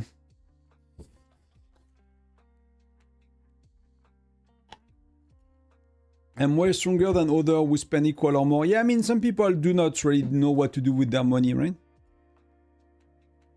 I use Google Play for purchase. Is there better ways? I saw some streamers have something like stars or buying packs.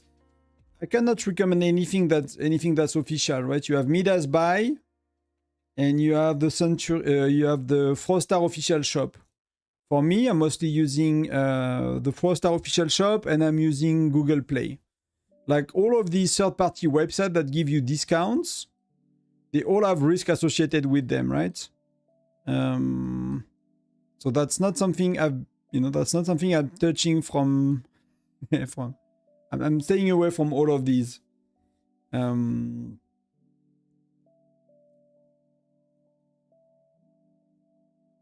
So for me, I use like very straightforward. Like if I was on Apple, I'll use Apple Store, things like that.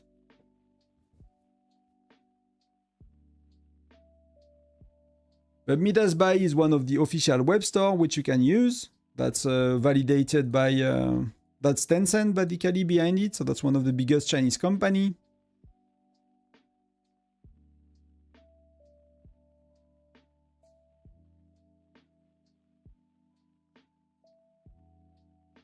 And then the other one for Frostar is just a Century game behind it, so that the developer of the game. So these are really, really safe. And you don't take any risk for your account with these.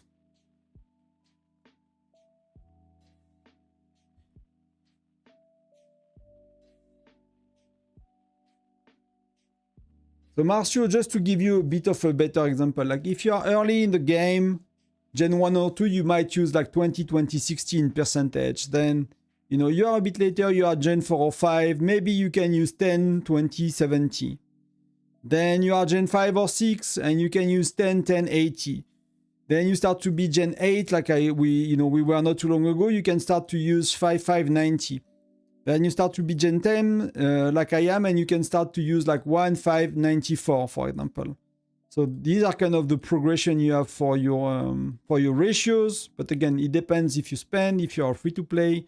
The more stats you have, the less troops you need. So, you know, you could go a bit faster through these. You can use a bit less infantry and more lancers to make up for it. It's gonna work too. Things like that.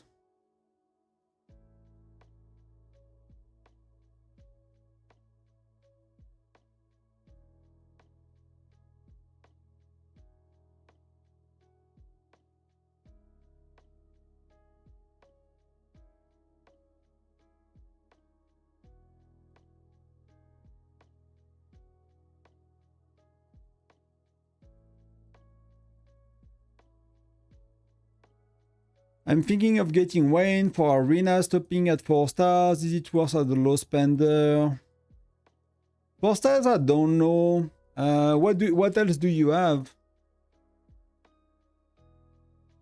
It's probably okay, but the issue is like what are you not doing with these shards? Which heroes are you not getting? Gen 7, for example.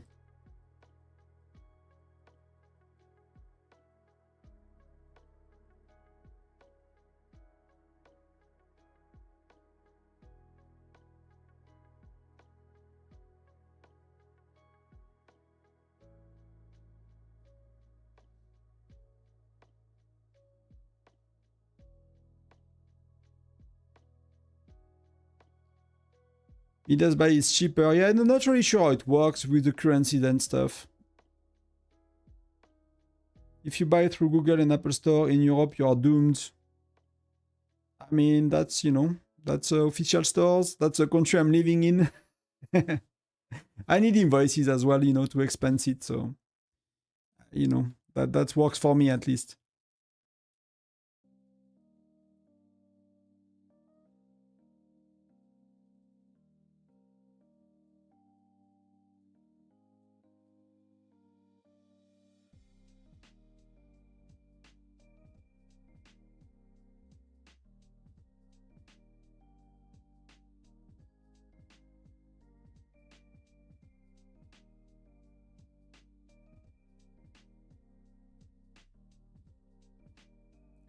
Are there any wars to 5-star heroes in Gen 7 except Bradley? I love, for me, I really love Edis.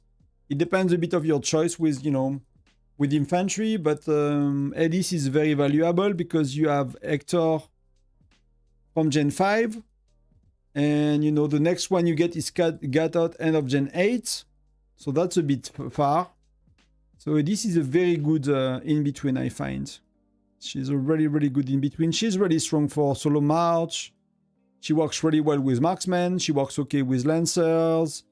If you burn cities, she works very good in arena exploration. She's a good rally leader.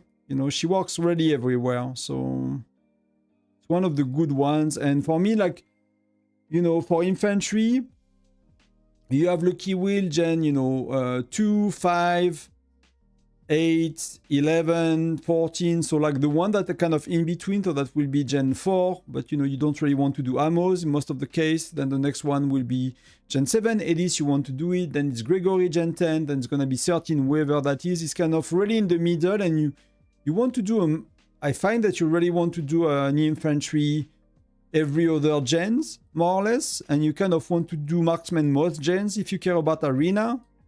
And then lancers as little as you need, basically. That's kind of my way of thinking, if I put it like in simple terms.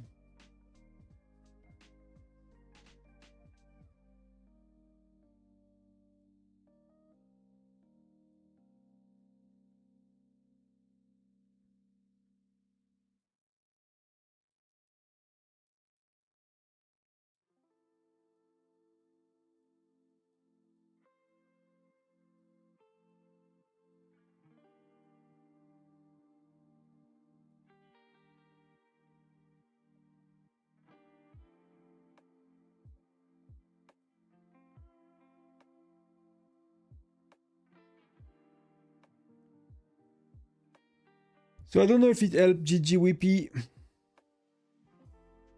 JJ Whippy, I guess.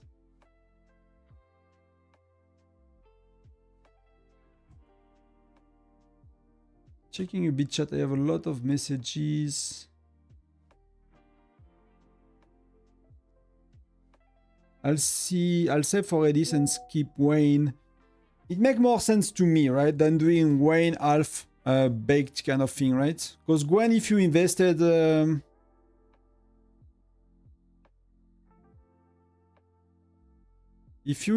well in Gwen, you're gonna get Bradley. That's very solid. I mean, I did Wayne, right? I did Wayne 5 stars. I did Wayne with Widget 4. It was really good in arena. Don't get me wrong. I loved him. He was doing very well for me. But if you cannot do all, for me, I could do it because I transferred a lot. So that was one way for me to to be able to do that was transferring a lot Gen 3 and 4, having so much shards, Gen 4, 5, 6, that I could do a lot more than most people. So if you do not transfer to kind of make up for it, that's the one I want. Let's do these quickly.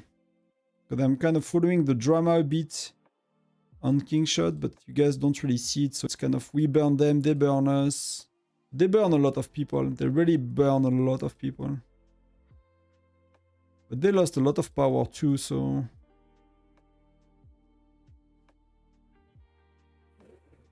It goes both ways, I guess.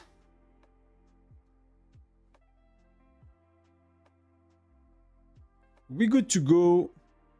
I should have just checked if I can improve some gear. That's not really the best, but that's not too bad. That's a bit of a weird opening.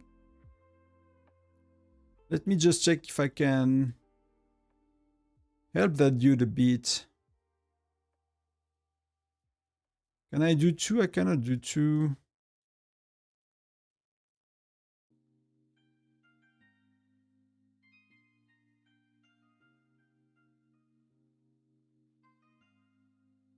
Yeah, I'm using Bradley on my Lancers. So I need the base gear on these two, which is the case as well. But, oh yeah, I can update Alliance Championship actually. That's very fair. I'm gonna update it tomorrow anyway, but...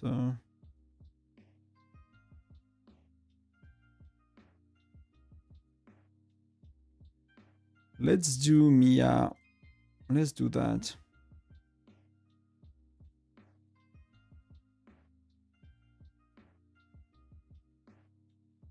That's gonna make me look very low in power, but that's not too bad.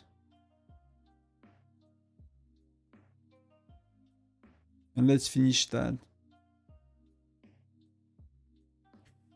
Yeah, Bella, I love it. It's Gen 7. Yeah, agree. For joiners, it's also changed depending on who you join. If you join someone not using Mia, some more Lancers work. Yeah, that's a really good point. But that's why, you know, you want everyone using the same kind of... either you allow Lancers and everyone using 20-30% and you use like a... Yeah, I mean, you can use a Mia, right, as well with that. That's okay. Or you are having... That's gonna work? No, that's not gonna work. So having like on the bear before, we've seen like in Heat Alliance, like having half of the people using René when the Alliance guideline is... well, that third march is super weak. Come on, guys. There was like nothing left in that freaking army. That's gonna be rough. And there's a bit of infantry left, so maybe, yeah. Nope. Yeah, we are suggesting people to use no Lancers, so like people using René, they really don't understand how it works.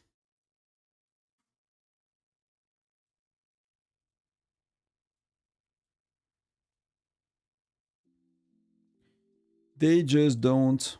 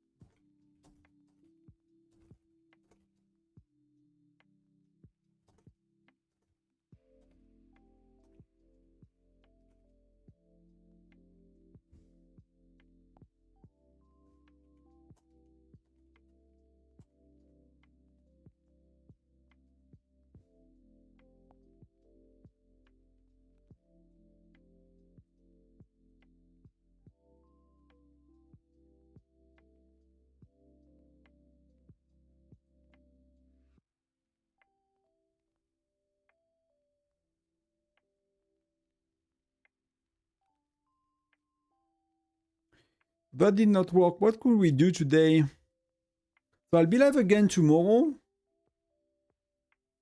We will do a bit of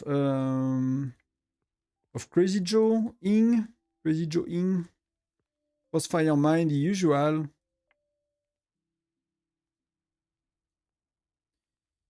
I'm finally in the top 25 of my state.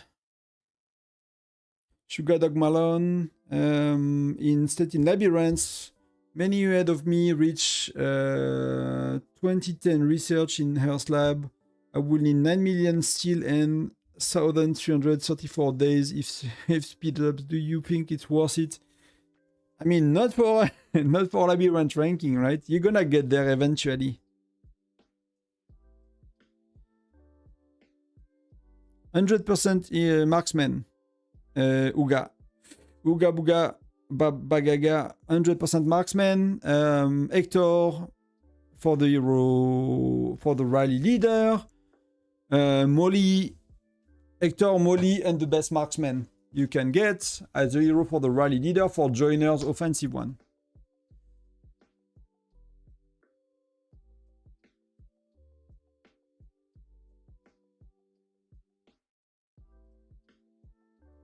That's very simple. That's the best ratio. That's the best option. So if you succeed to do that well, it takes a bit of adjustment. It's not that easy to do, but it can be messed up easily.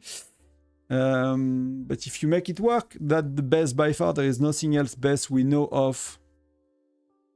It's literally the best option. Hey Kuchi, 22k, welcome. Good evening to you too. So I mean, Sugar Dog Malone, like for me, it's more like buying good packs. So like, you're gonna buy Myriad Bazaar, for example. It's gonna give you a lot of speed ups. If you really want to help yourself, maybe you buy like high value. Maybe you buy the weekly card. I actually don't know if it's a good value for speed ups. If you really wanted to buy speed ups, what would you do? I never considered that myself, so I'll never buy just speed ups. I mean, you get speed ups in Journey of Light. Like all of these great events, you will eventually get there. That's somewhere where for me, like, of course, if you want to whale up, you need your research center. But see, like for me, I have 10 days left. And then my research center is on holiday. It's never gonna be, it's gonna be wasted. Like after 10 days, all this free research time is gonna be wasted. So if you don't care about that, then you can rush. If you care to optimize and not to buy things that you get for free in the game, then you can chill a bit, buy like good packs again, Myriad Badar, Journey of Light, seasonal events packs. Like they're gonna give you the speed ups and it's gonna go. It's gonna go, you know, you're gonna get what you want. Oh, we got one more. Pretty cool. Really happy with that. I'm like unbeatable in that thing now. I've nearly requested all the PCs I could. Like, I'm flying right now. You're very welcome, guys. That's, you know, the streams are made for that as well. If you guys have anything that you'd like to know, question and things, that's a very good time, you know. I'm gonna check quickly Discord as well, just to see if there are questions I could cover.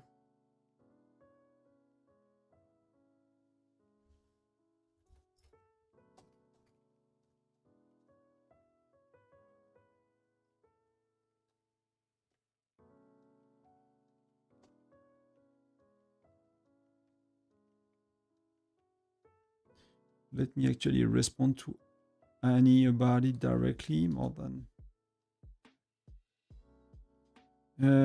I'll manage to do what I want. Copy text, reply, bam, bam, bam.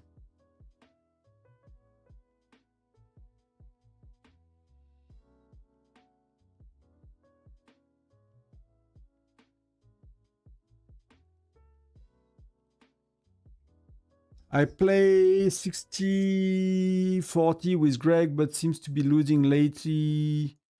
What best ratio for Alliance Championship? That should work quite well. Like, what gen are you? As far as I know, it works pretty well. Some people are saying that they have better result they have with Alondo than Greg, a bit better. So that's maybe one thing.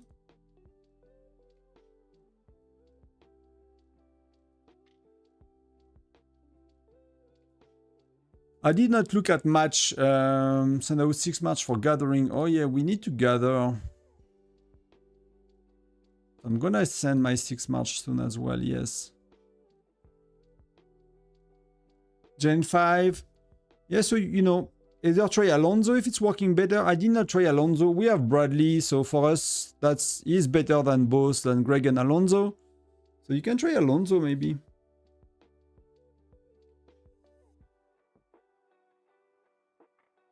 What if you try Xura with like second or third set of marksman gear with 60-40 March? Put base gear on Bradley and Blanchett with me as March, and then... I don't know, but I can set it up for tomorrow. So you said, so usually I play Bradley base gear, Blanchett second gear, and Xura third gear. And is Xura buffing all troops? So damage taken down, can she be used with Lancers? Xura marksman, so that does not work with Lancers. And increasing marksman damage, so no, it would not work, no? Actually, has 2 skill data is not working with 60-40. Unless I'm missing something. Thanks for the tip, appreciate it. You're welcome, you're welcome. Else you can register, I mean, unless you are really built 60-40. I'm trying a bit 48 for 48, that worked initially well, but again, I actually did not pay that close attention lately to Alliance Championship.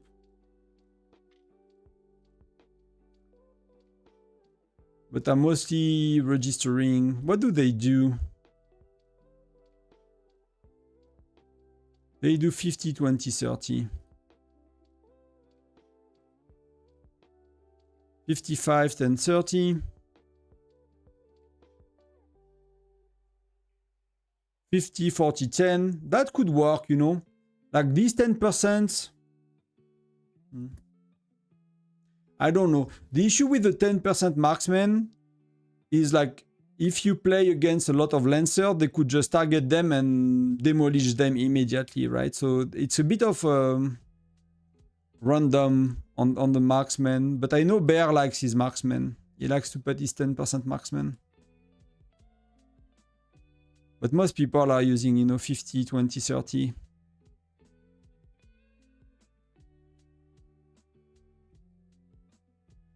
Which puts me, you know, a substitute because I'm using a ratio that's lowering a bit my power, even with pets. Like, you know, these guys, I'm kind of close to them in power.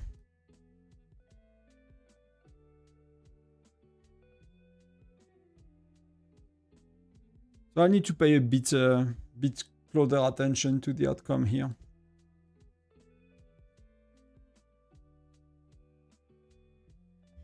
Yeah, that's right. Xura needs... Yes. Yeah, I would not use her without a bit of marksman at least. Because is she debuffing or she's doing damage? Additional damage every 2 strikes. So yeah, for this one you need a bit of marksman unless you want it for the, you know, the curse kind of thing. That target takes 25% damage, but that would be nice to benefit from double damage. And that's increasing marksman damage. That's very low while reducing their damage taken. But it's really, yeah, this one is it's really strong on marksman. It's really heavy on marksman for her.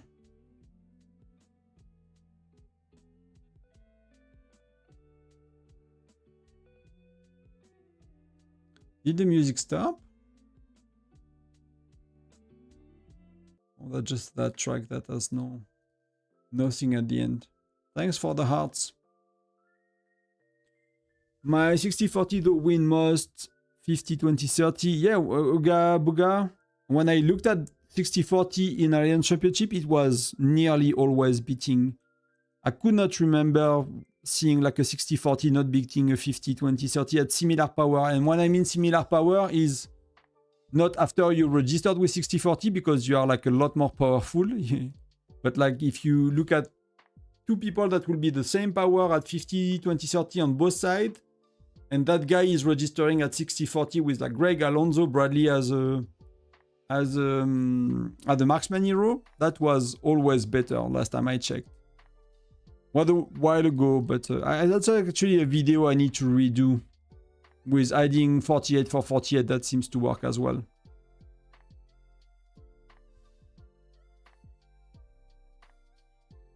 No, but I like that, you know, I should make a video, you know, read the skill. Like, you know, more than half of the question I'm answering for the last few months is, you know, people not reading the skills and the skill that are applying to certain troops. Like, you will see some viewers tell me, oh, we do 60-40 in Alliance Championship. We use Blanchette, it does not work. Blanchette marksman fire a crystal blade. Thanks to Blanchette's expertise in the art of sniping and her leadership, our marksman deal extra damage. So yeah, of course, you are using a hero with one skill, you know? Instead of 3. Instead of 3. So yeah. So yeah. And I think if you do 60-40 in Alliance Championship, like Bradley make a lot of sense because this one will demolish other 60-40 if they, you know. That's a lot of damage and that will, you know, that will work on infantry too. So that's really, really good on Bradley's side.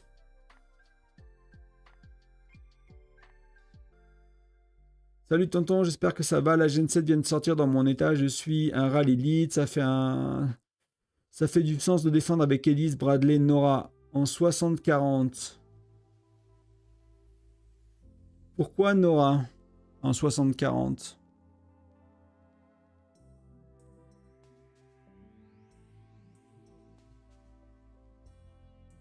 Parce que Gordon, il est offensif, c'est ça? C'est ça qui te fait chier? Gordon et René, ils sont offensifs. Moi,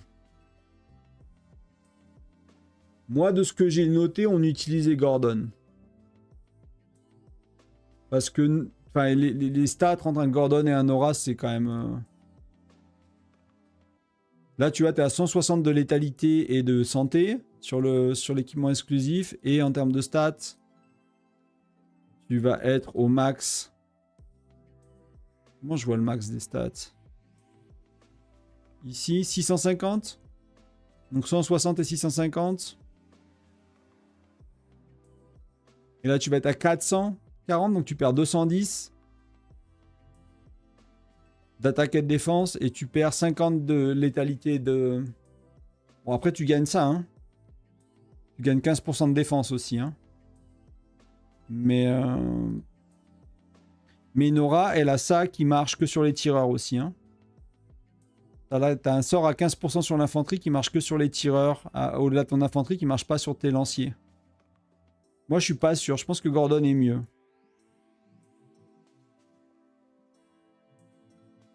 C'est ce que j'ai noté de ce qu'on faisait en tout cas.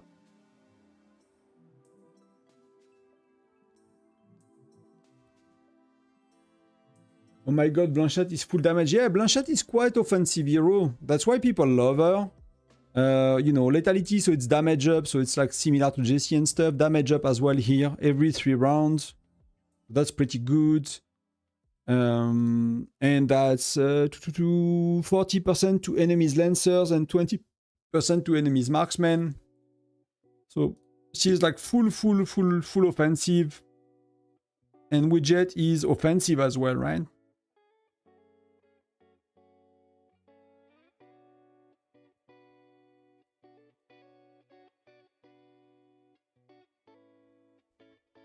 I'm actually gonna ask. I need to check that.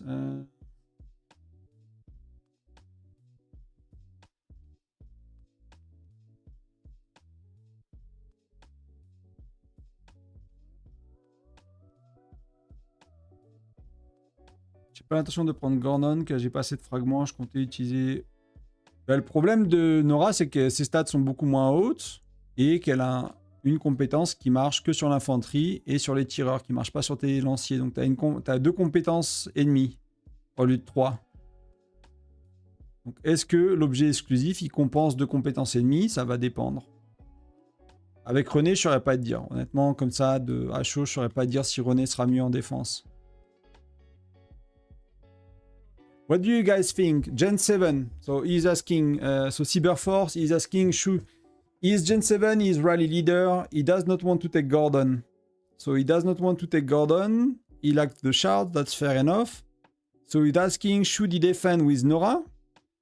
Or should he defend with something else? Which is the only other option then will be René.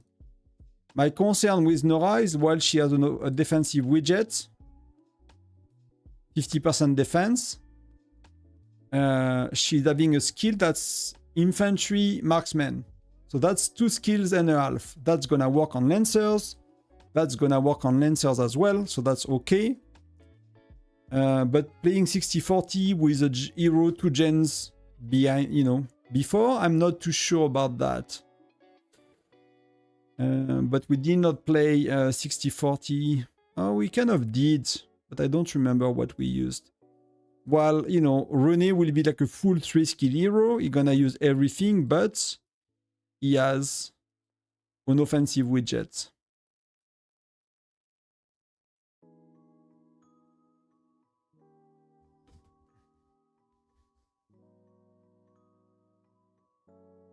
Pas en 60-40, tu peux pas utiliser Philly. Philly, elle a des stats de merde. Si tu jouais avec des tireurs et pas de lanciers, oui, tu pourrais utiliser Philly. Parce qu'elle booste toutes les stats. Mais là, tu vas filer des stats de merde. Terribles. À ta génération 7. Tu vas filer des stats de génération 2. Tu vas filer des cacahuètes. Tes troupes, elles ont... Tu vas manquer trop de stats sur tes lanciers. Tes lanciers, ils vont pas tuer les tireurs en face. Ils vont pas tuer l'infanterie en face. Ils vont pas être assez efficaces avec une Philly.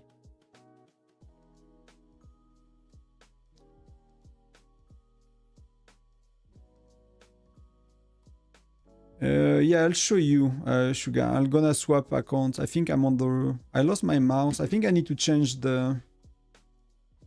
I'm gonna come back. I'm gonna get... Be right back. 1 sec.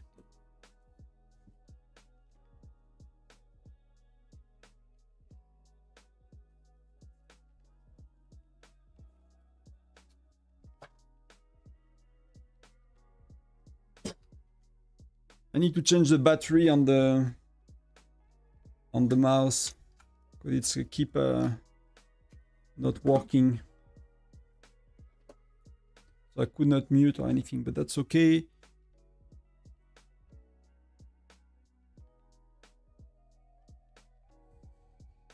Cyberforce, donc t'as Herbella qui est sur Twitch, il te dit que eux ils utilisent, dans ce cas-là, ils utilisent Nora au lieu de René. En assumant que tu as Nora, en partant du principe que tu as Nora complètement maxé. I apologize, you answered this earlier. I tried asking, what's your recommended Gen 10 arena if you can max any of the heroes? You're running 2 infantry, 3 marksmen. I'm not sure yet, Arbella. I will have... Let's just do that. Because it's gathering day and I need freaking call like there is no tomorrow. So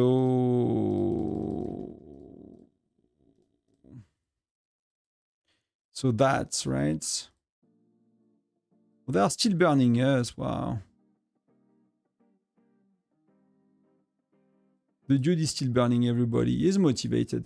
So let's go here. Let's show the gear. So someone was asking to show the gear.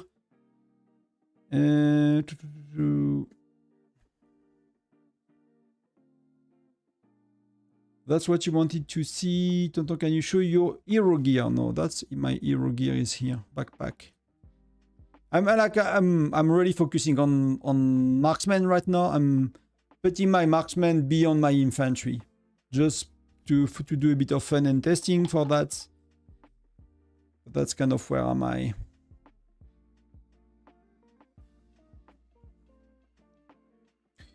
So what were you saying, Arbella? So in heroes, I'm assuming that if you do Blanchette, Hendrik, Bradley, Freya, Gregory, that might be the best, right? But we can see what the Wells are playing. We can check in a sec. But I'm assuming the 3 marksmen will be the best option because Bradley is still very much relevant. Blanchette is still very good. Hendrik is still gonna be very relevant. It's just that you want not to use Xura if she's cancelled by Blanchette, which she will likely be. I don't think Magnus is better. Like having Gregory Magnus, I don't think that's better than 3 marksmen. So I think it's gonna be it really. Thank you. That's, you know, for me, that's one of the things I spend the most, and I spend the most effort on in that. You know, it's far from perfect, but that's where I spend most of the effort is here. And then, so if you look, there's something I wanted to, yeah, look at the ranking, look at the kings and queens. What do they do? 2 infantry, so, you know, I'm pretty sure 3 marksmen, infantry, lancers, you know, blast that. But it's day 1, so, you know, you don't really have the stronger players up there. But see, that's, I mean, the guy is very high, right? That's terrible. That's like, what the heck? Why can't you get anything? Like, you just put the Bradley in that. And that's so much better. Like, the dude is spending 1,000 a month and he does not think to replace his Gatot with a Bradley. That's very weird to me. So Motaz is a good player. He's one of a good player. And you see, he's using exactly what I was saying. So I'm pretty sure he's having good success. And he's a spender, but he's not like a, you know, he's not like a maxed out player by any mean. I'm a bit surprised that the gear is not on Bradley though. I'm not sure about the gear.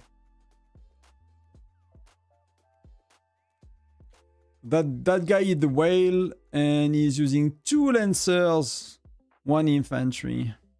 I mean, that could work maybe, I don't know. I don't know if that works.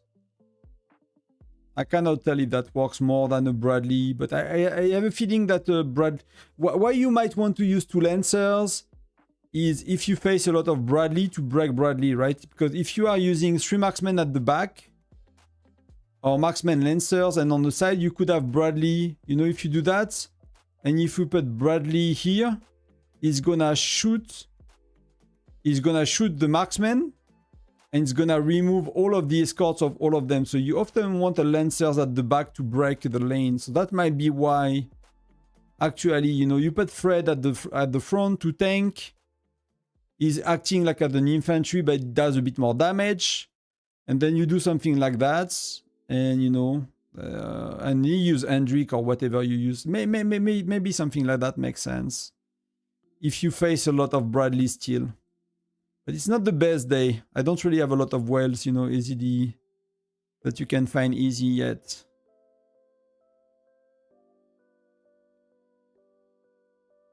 But, you know, in most situations, 3 marksmen are the best.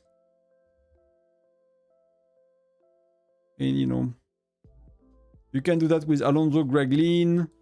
Then you can do Greg, Lean, Gwen. Like, there are so many ways you can do that.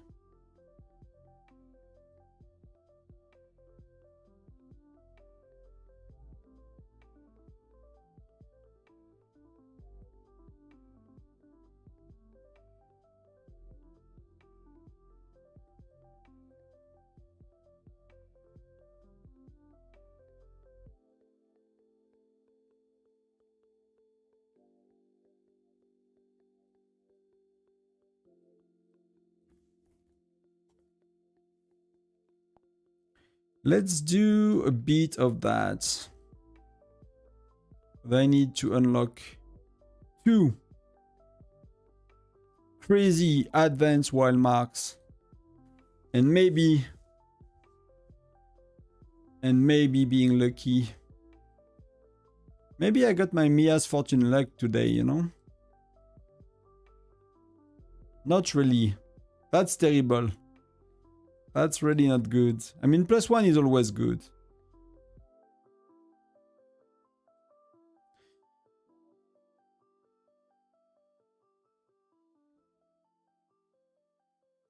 Yeah, that could be Arbella. That for them.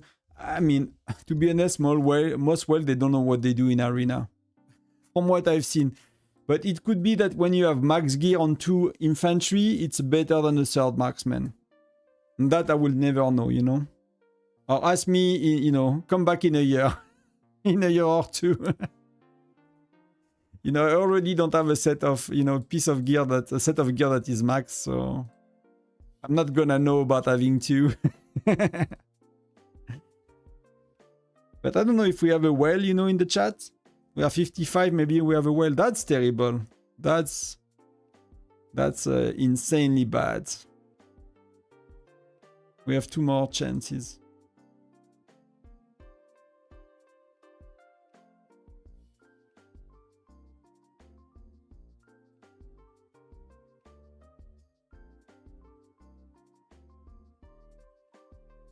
That's pretty good. Times 2. Gold chest. A +1 will be nice. Wow. Tonton, thank you for your advice on upgrading Lancer less. My teammates were really good. Have more hero gear, chief gear, and charms. Upgrade on infantry marksmen. Their battle results are very good. I mean, like what I've seen, and you know, I'm really open to that because that's my best understanding of today with my experience. But it's like you will see dolphins and small whales doing a lot with marksmen. Like when they are built properly, I never saw a 60-40 player, so Lancers doing crazy against a max whale. I never seen that. Offensively, defensively, it's like it's just a very steady ratio, and it works well versus someone of your power. But it seems that you cannot really do something crazy against someone that's far stronger than you with 60-40. Somehow. That's what I've seen, you know. But it's a very stable ratio. If you are a max whale, that's, you know, that's insane to defend with it and stuff like that. But it's just like, if you cannot do max everything, then, you know, 40, 0, 60 or whatever, 48 for 48, depending a bit on the generation of heroes and stuff, is working far, far, far better. So that was unlucky on the hero gear times 5. Yeah, that's pretty bad, to be honest. That's really, really bad.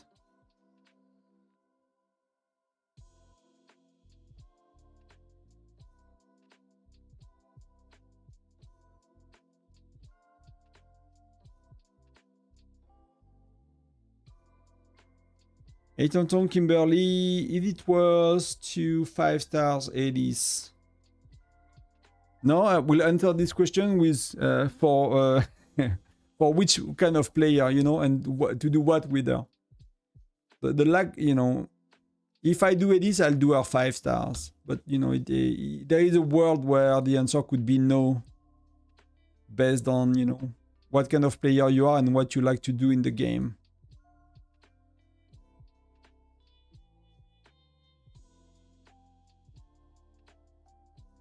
But if you do this, you probably want to max her, yes.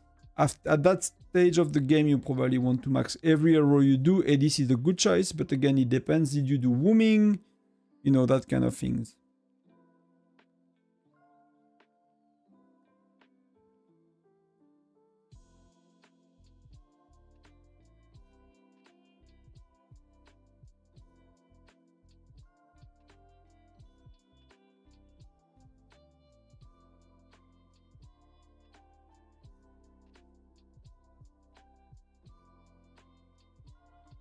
See, like some people still, I mean, maybe they started like very late. They don't even have their heroes level 50, you know? Level 80.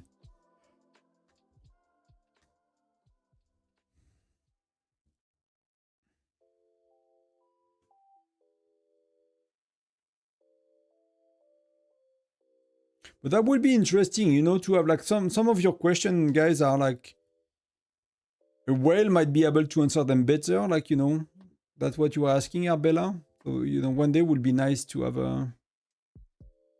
either a whale for like a live stream maybe we can talk to, or, you know, that are like actually someone that really knows about the game.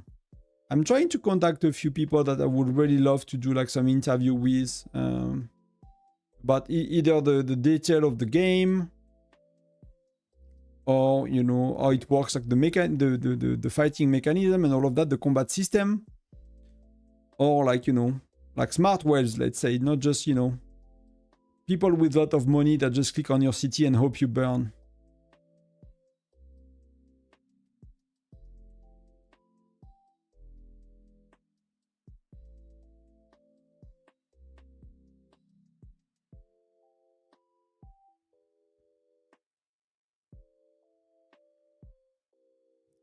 Bringing whales in to participate with Q&A, but they don't have, you know, like the whales on my estates. You know, I could bring probably PT if we find a time, someone like that, but he's, you know, he's like very strong, but he's not to the point to have 2 sets of gear.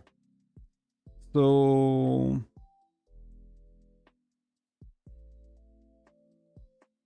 like, for example, for me, like some people sometimes ask me a question about how do you get charm secrets? I never thought about how to get charm secrets. I'm not there yet, so I'm like, I could try to look around and give you an answer, but I'm like, I'm not there yet, so I did not go out of my way to understand what is the next stage for charm secrets. Maybe in 2 or 3 months, I'll know, because I'll be there and I'm gonna learn it and I'm gonna talk to people about it and I'm gonna be like, yeah, that's the best way to get charm secrets.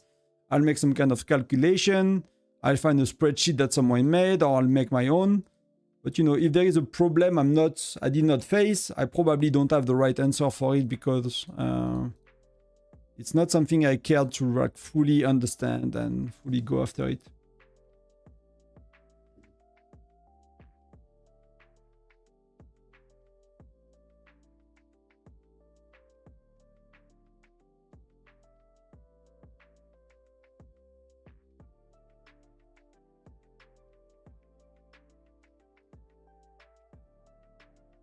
My whale in my state is just finishing his second set of gear.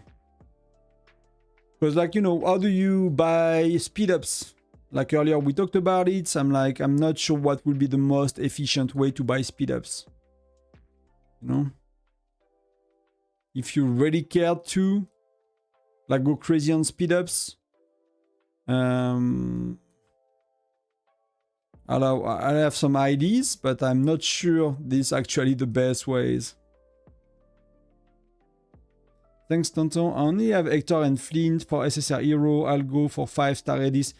Thank you, Kimberly. That, you know, if you are... Hopefully that's not my stream. Yeah,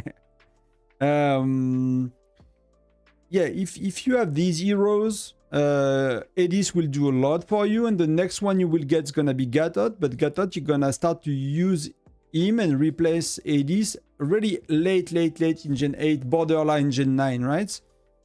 So yeah, so you're gonna use Edis for a long time, 2 generations, and then, you know, for Labyrinth, for Arena, for Canyon, wherever you need more than 1 march, you're gonna have Edis and Gatot, and that's gonna be really good for you there as well. So it's gonna be a big buff short term, and long term, you know, for a few gens, you will get a very good second infantry lineup. Mia's Fortune is good for speed ups instead of selecting Fire Crystal or Gems. I never calculated that, for example. Like, it just does not make sense from a free-to-play, low-spender point of view, right? But then, yeah, if you buy, you know, if you buy Fire Crystals, so there might be things like that that I, you know, did not consider, because I'm like, you know, low spenders for most of my life. And I've been kind of making content mostly for free-to-play low spenders, you know, like whales. There are a few viewers that are whales, but I guess they understand that some of the suggestion I'm making or the advice I'm giving is like not coming from their point of view, right? It's a bit of a different world. When you look at some people's bags, you know, you're like, we don't live. I'm a whale, but I like time to study the game heroes properly, so always ask around. Yeah, that's fair enough, you know, Cyberforce. Like, many people that spend a lot of money, they spend a lot of money not because they are rich kids of rich people that have, you know, all the time on their hands to do whatever they want in the game. It's because often they are busy individuals, you know, that have businesses, that have like careers that pay well, with a lot of responsibilities, you know, with a lot of things to do in life. So, you know, it's really not surprising to me that many whales do not really know the game, because they might be able to whale up because they don't have time to learn the game. They have time to work, spend money, and have fun on the game, right? Right now, I think he's focusing on finishing his pets. I've never asked him where he got his speeds. My world in my alliance just gets the speeds from packs with other stuff she wants. Yeah, for me, it's mostly for Myriad Badar. You get a lot, a Journey of Light, things like that, right? That would give you a lot of them for very, very high value. Like, do you want to get more than that? I mean, Mia, probably. That's not too bad to calculate. I mean, you compare like one of the good packs for speed ups versus like the Flyer weekly card, you know. I don't know the value of speed ups you have in Mia, but you know, if you compare that, the average of that versus the average of that, and that's, you know, I mean, that's quite close. That's 1000% difference. So maybe you add like a tiny bit more value to this one to make it 4000%. Like if you add a third more, it will be 4000%, right? So you kind of compare these two maybe, and you see where Mia is at and if it's decent.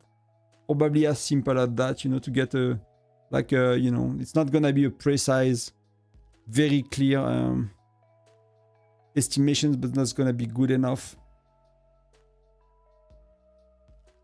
You're welcome, Cyberforce. That's, you know, I'm trying to, I initially thought, because I was very low spender when I started YouTube, I had no idea I'll have like Whales viewers. I thought it would be really free to play and very, very low spenders. So I'm trying to, that's why as well I decided to, I mean, it's fun for me as well, but everything I earn from YouTube, I'm like putting it back to the game. Because, you know, I'm not living off of YouTube money, in case you were wondering, with 4,500 subs. That's not an income to make a living with in Europe.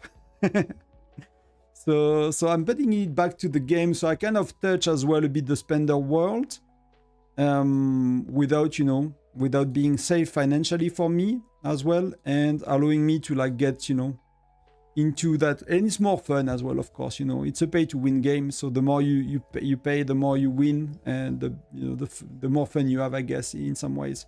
I've been doing the free to play low spender thing for a very long time, so that's okay. That was, you know, that was important, I think, to kind of help bridge the gap between like free to play and spender content, even if I don't, you know, don't think like a whale, right?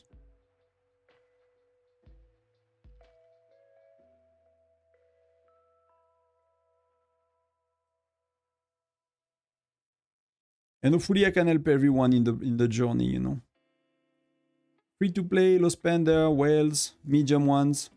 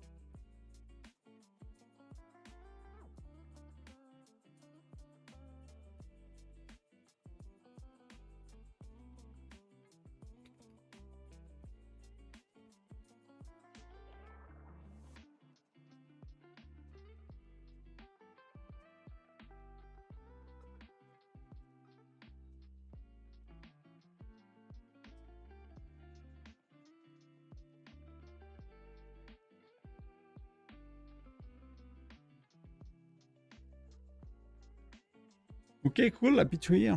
Happy to hear.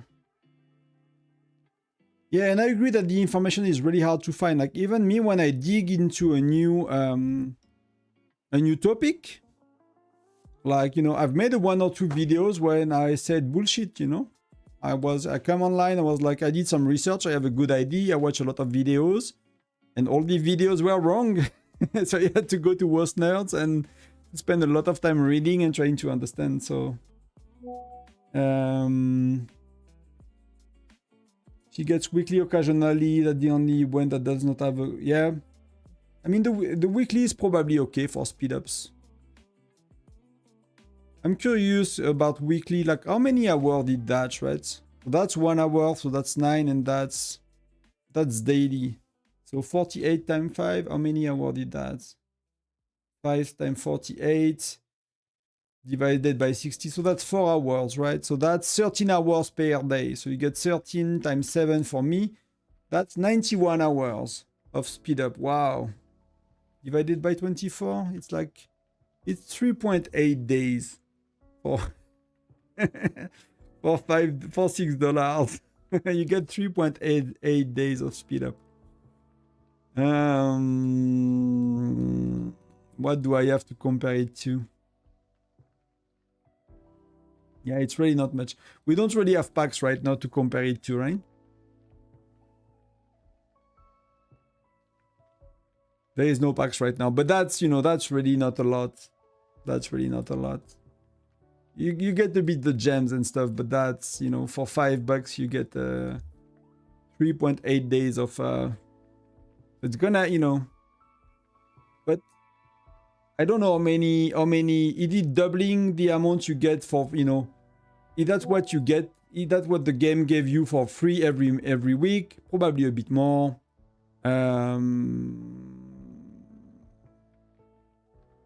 I actually did not keep track of how much I earn. I keep track mostly of the training, you know.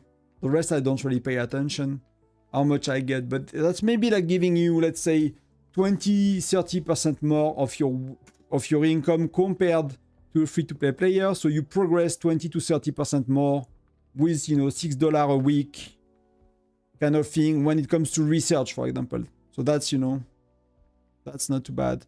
I'm not trying to do at least one legendary chief gear, miscalculated it, and now I see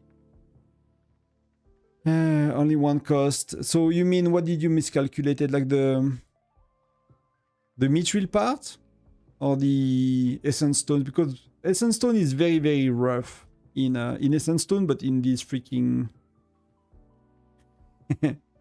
in these freaking pieces, like you need so much. Essence stone is really, really hard on these. So when everything is 15, I'm gonna take it slow, to be honest. I'm gonna focus, I'm gonna put everything 15, then I'm gonna focus on, so I'm gonna, let's go back to it, right? All of the important ones, they're gonna be 20, maybe except Lancers, maybe Lancers, they're gonna be 18, 17, then I'm gonna put everything 15, then I'm gonna focus on mithril, and then I'm probably gonna pour a lot of whatever I buy towards charms. But I have so much stats I can get from charms. I'm so far from where I could be.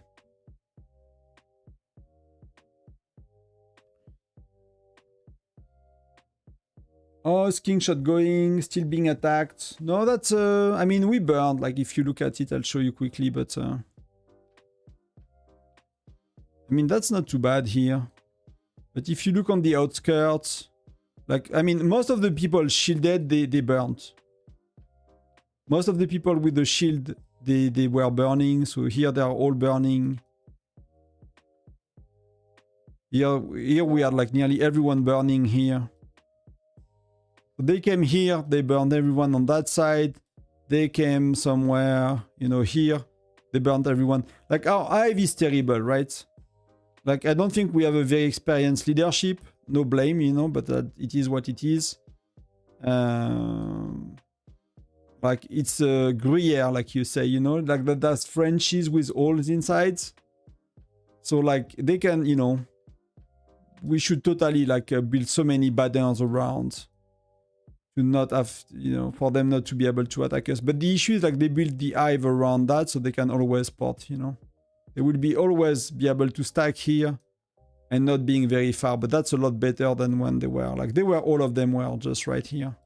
basically. So, you know, they had access to a lot.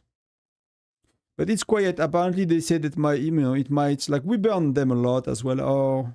Our coach beach, you know, they kind of went and burned a lot of them.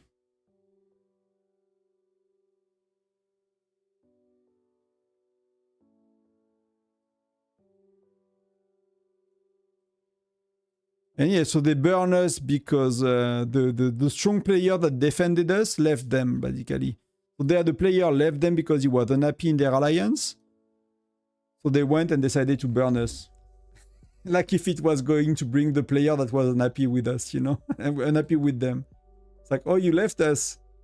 You know, you are you're bad. Yeah. We're gonna burn you at the result, or burn your new friends. So yeah, I mean, that's a bit stupid. You are not focused on one troop type. What do you mean, one troop type? I'm focused. So I went back. I used to be balanced. I would do my infantry a bit before my marksmen, and then my marksmen a bit before my lancers. Then I wanted to play 60-40 for a bit, so I made my lancers matching my marksmen, and my infantry was a tiny bit. And now I want to play marksmen, so I'm pushing my marksmen far ahead of everything else. So these are 11 and 10. These are, I mean, there is one 11 to unlock the exchange, but the other one are 9. So I'm gonna go, because I got a lot more guides in my charms, for example. That's why I'm putting my charms towards 11 to burn a bit the guides I have as well, right? Kind of go through the guides I have. So, but I'm gonna follow up with my infantry. I'm gonna leave my lancer here and they're gonna be even. Infantry, marksman's gonna be even before I push to 12. Level 12 charms. And when it comes to gear, I did my marksman a bit more lately, but you know, again, I'll do my infantry eventually soon. I just want to see if like marksman first is a... How is it working to do marksman first, basically? And it's not like a very scientific testing. It's kind of getting a vibe and a feeling when I fight and stuff. Is the exchange worth it? For free to play, yes. For me, might have been a mistake. Might have been impatience, to be honest. Might have been impatient. You know, exchange is 2 for 1. In pack, they have the same value. So here, whatever, you know, whenever you exchange, you are losing 50% of them. And eventually, whichever you have extra, you will need to exchange for secrets. So at the free-to-play, you're never gonna get to the stage where you are into secrets. It's never gonna happen, you know, it's gonna be year 4 or whatever, unless they give us so much more in the game, but like, that's, you know, and I don't do Frostfire Mine on my farm, so my charms are a bit behind. But, you know, if I was doing Frostfire Mine, I would have my charm 6 everywhere instead of 5 here, something like that. Maybe I'll be 6 everywhere, and maybe, you know, I'll get 7 on both, right? I'll get or 7 on infantry, but like that's after 2 years and a half nearly. That's so far from being charms 11, and charm 11 costs so much more to do than charms 6 and 7. You need so many more of them. So you're never gonna reach charm 11 at the free-to-play low spender. It's never gonna happen in a reasonable time frame. So I'll totally unlock the exchange. If you spend 500,000 a month and you are willing to spend on charms, and you start, you know, eventually you will get closer to level 10, like I do, and then it's gonna start to cost a lot more guides than designs. And if at some point you have extra guides, you will be able to convert them into secrets at the same rate than the designs, right? It's not matter, it's 40 for 1 on both sides. So like the exchange is probably a mistake, and I think I got impatient and I probably wasted a bit, maybe $200-300 worth of charms if I was patient and playing the long run. Salut Eltarba, bienvenue. I have a question. I upgraded my marksman charms, 25 lethality, and got the same damage on bear. I mean, you know, 25 lethality is not much. You probably get, if you would do southern rallies on bear before and southern rallies on bear after, you will see a slight difference. But yeah, it's not gonna be game changer.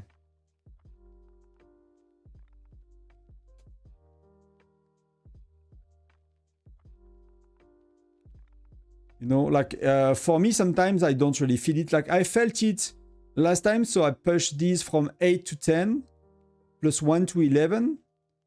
And then I've done, this one was 79, so I pushed it to 99, and this one was 59, and I pushed it to 79.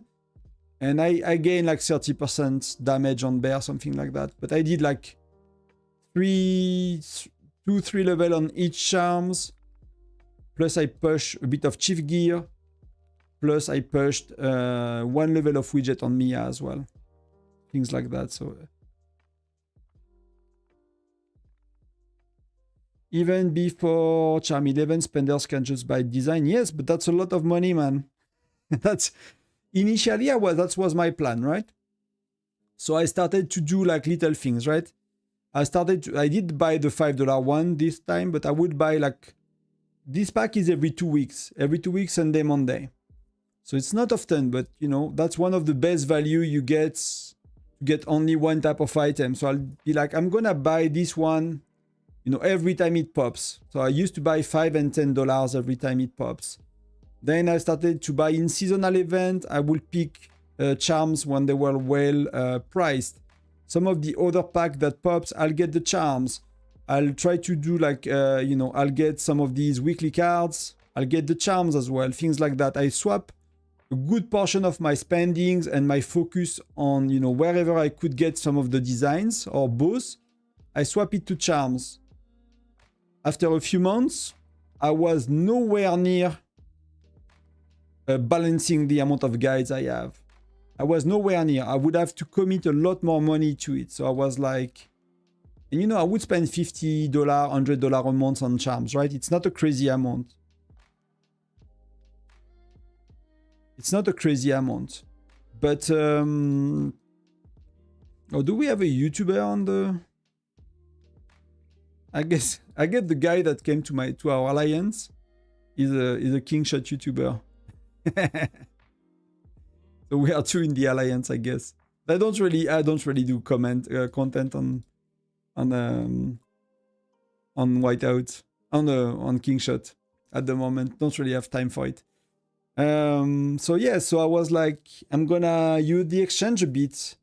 And now that I'm a few months later and I start to use a lot more guides with the Charm 11, I'm like, maybe I regret it, you know.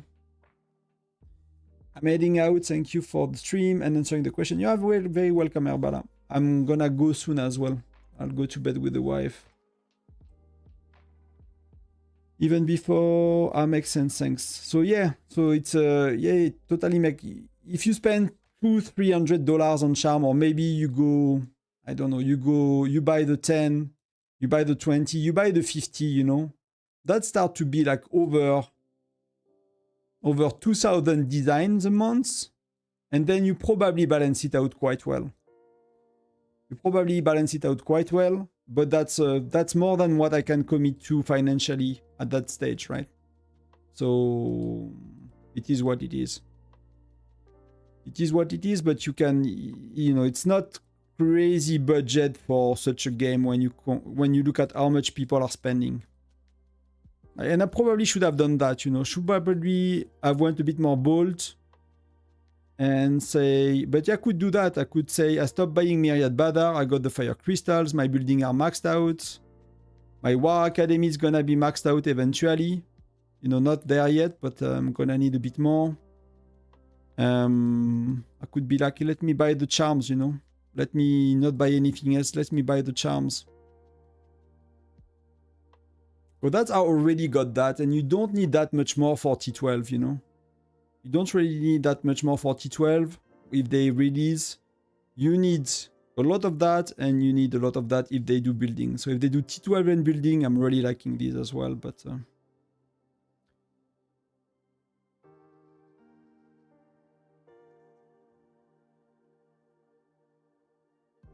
So I did an experiment, 1 week of 10% lethality, 1 week 10% of attack. Lethality week was the same damage with or without lethality. But what do you mean was way better? So Y40, the way it works, the game formula of the... I'll show you on Discord. I don't know if you know that. You might, in case you don't.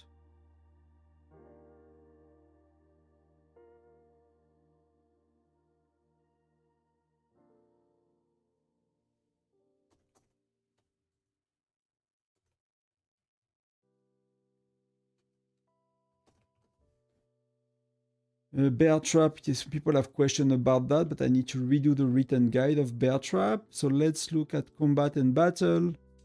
Let's look at combat systems or battle mechanism. Let's do Discord. Let's do, yeah, that.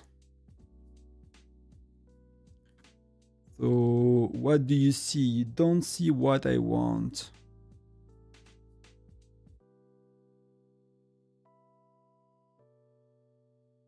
Let's do that so it's not too bad.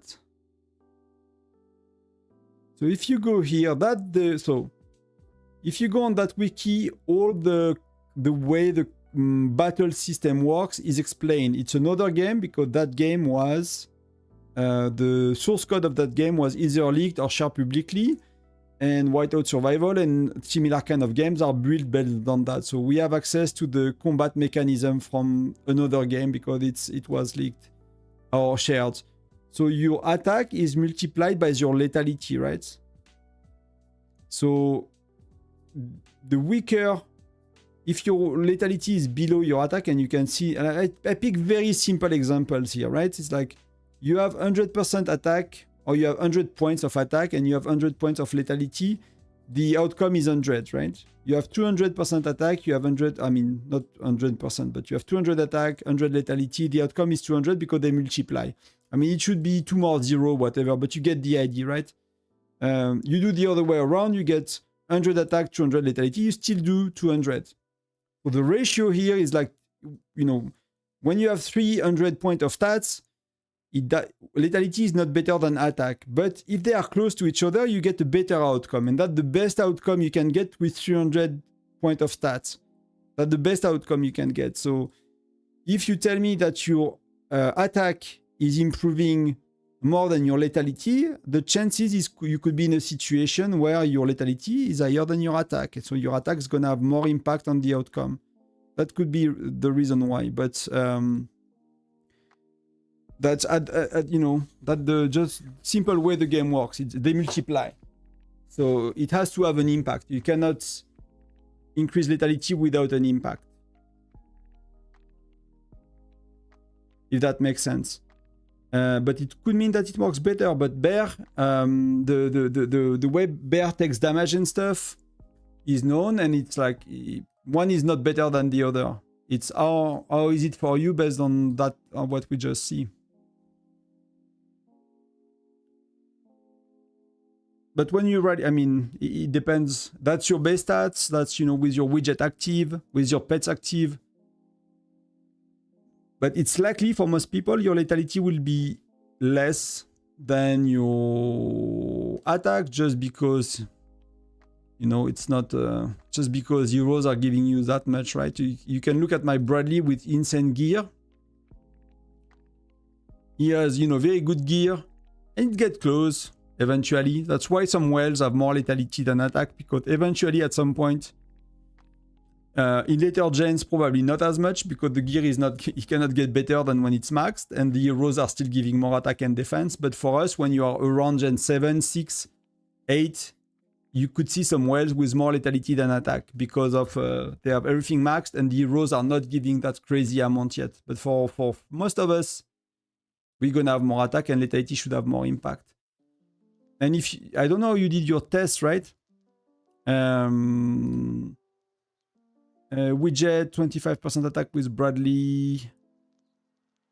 I mean, not the widget, right? Crazy Joe, when is Crazy Joe tomorrow? Wow, Crazy Joe is middle of afternoon. Shit. I wanted to stream evening tomorrow, but I'm not in the same alliance I used to be in. And that's not the same time, so I need to see if I can do Crazy Joe. Live stream. But that's kind of middle of the day work hours and shit, and I had to do things outside. I wanted to take care of the garden as well during my lunch break. So I don't know if I stream Crazy Joe tomorrow. I need to think about it.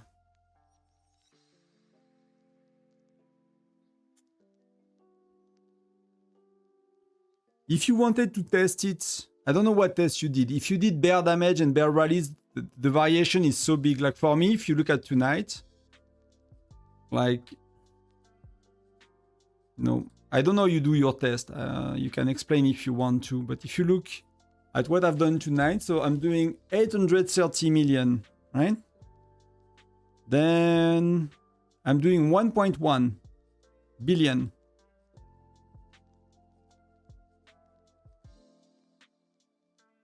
Then I'm doing 948 billion, a million.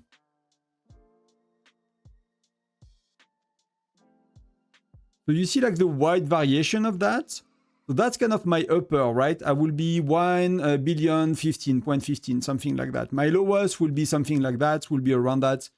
So if you change if I change 10 points of lethality, and I don't know where you are in the game and if you have so much spread on your damage and stuff like that, but if I would change 50, 15, 20, 50 points of lethality, like, how do I do, even if you spend a week recording your data, it would not be accurate, right?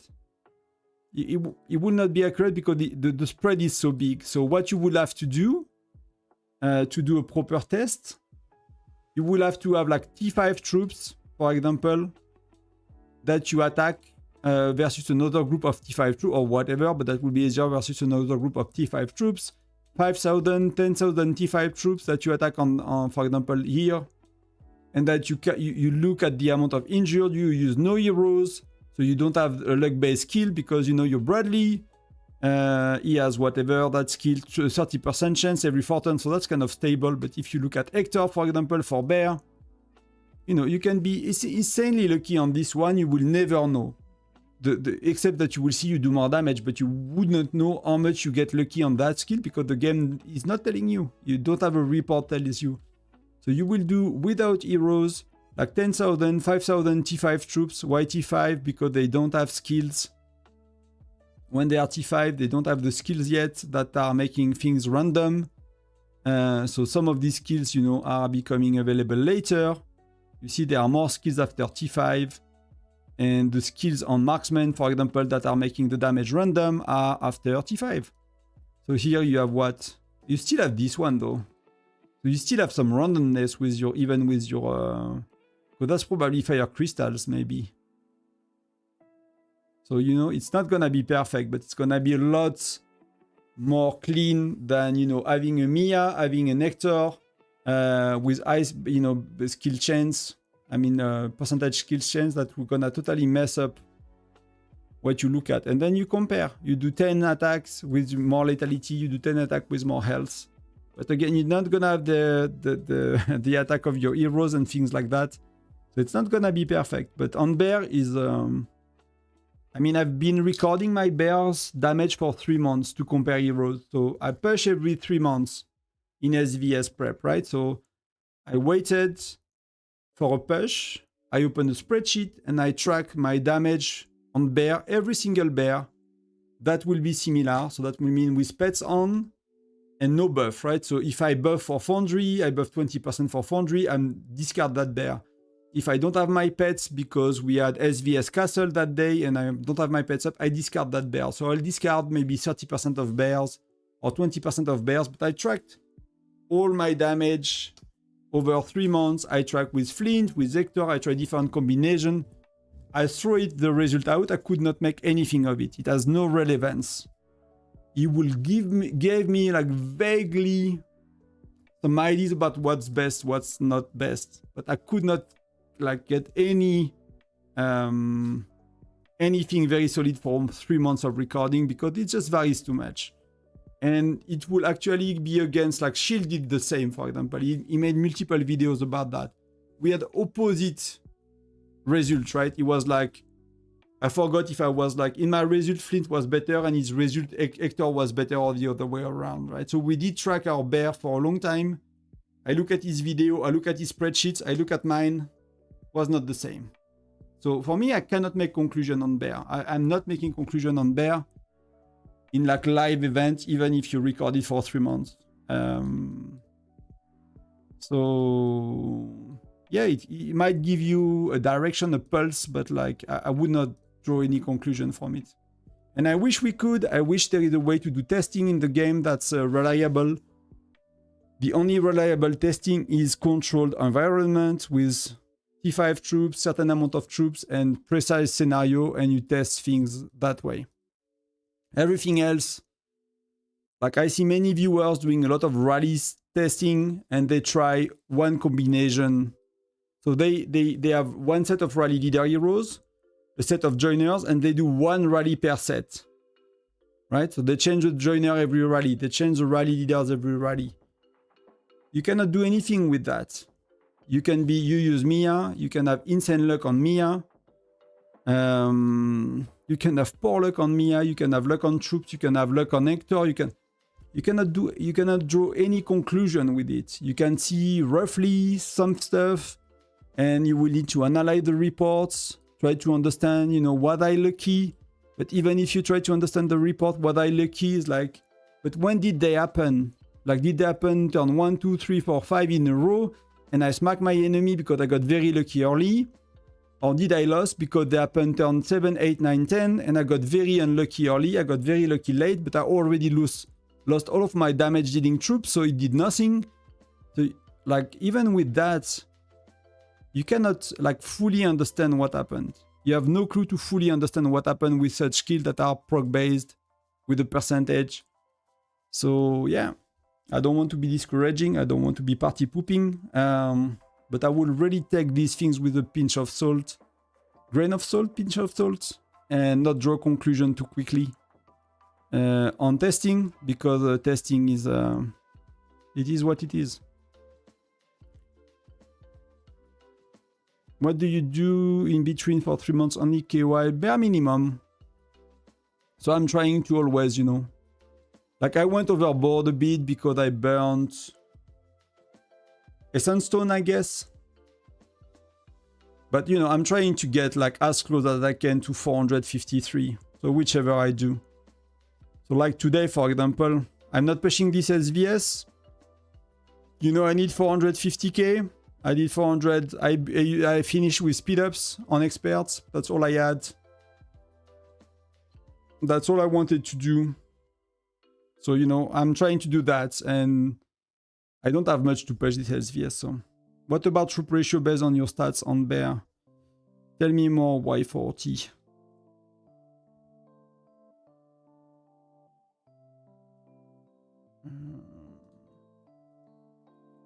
For me, I kind of go, I've done some like testing. You can use the spreadsheet from the Worst Nerd people, right? That will give you an idea about what's your best ratio. I found that not always the best somehow, but again, it's the exact thing that I told you. It's like, sometimes you won't see the difference. You will see the difference on bear if I know that my range is like, for example, 800 million to 1.2 billion. And I've been, very rarely doing less than that and very rarely doing more than that. And then somehow I'm changing the ratio and I'm start to doing 650. So in that case, you can clearly see, right, that something is off. It could be the joiners, it could be many things, but you clearly see that something is off. So that could happen with the ratio. If you don't have enough infantry, don't have enough lancers. So if you really lack and you start to get, I forgot if it's a penalty or if it's a, either you do less damage or you don't do the full amount. I'm not sure which one it is. I can't remember from the top of my head, but it does not really matter. You don't do the full damage anyway if you are missing troops. And then you will start, when it's big enough, you could start to notice it on bear. But when we talk about 25 points of lethality, I don't think you would. I don't think you would. I see most people asking for more marksmen with early gens. I think troop ratio depends on your infantry stats. Yeah, it depends on it. So that's something I need to understand more. But there is a calculation which they call, I talk a bit about it today on Discord, but I looked very quickly. It's crowd, how that it's called? Maybe someone knows that. Crowd effect or something like that. So that's something I need to look into more and to like be able to explain in a sentence to people. But there is mechanism in Whiteout, so like there is not all your troops fighting anyway. So when you have a 200 march, it's not 200,000 march, it's not 200,000 troops fighting. So it's lowering that amount, and it's lower. And the bear has some kind of equivalent of infantry, lancers, whatever. And if you want to do full damage, you need to match. You need to match the minimum that's required to do full damage. And the higher are your stat, the less you need. Something like that.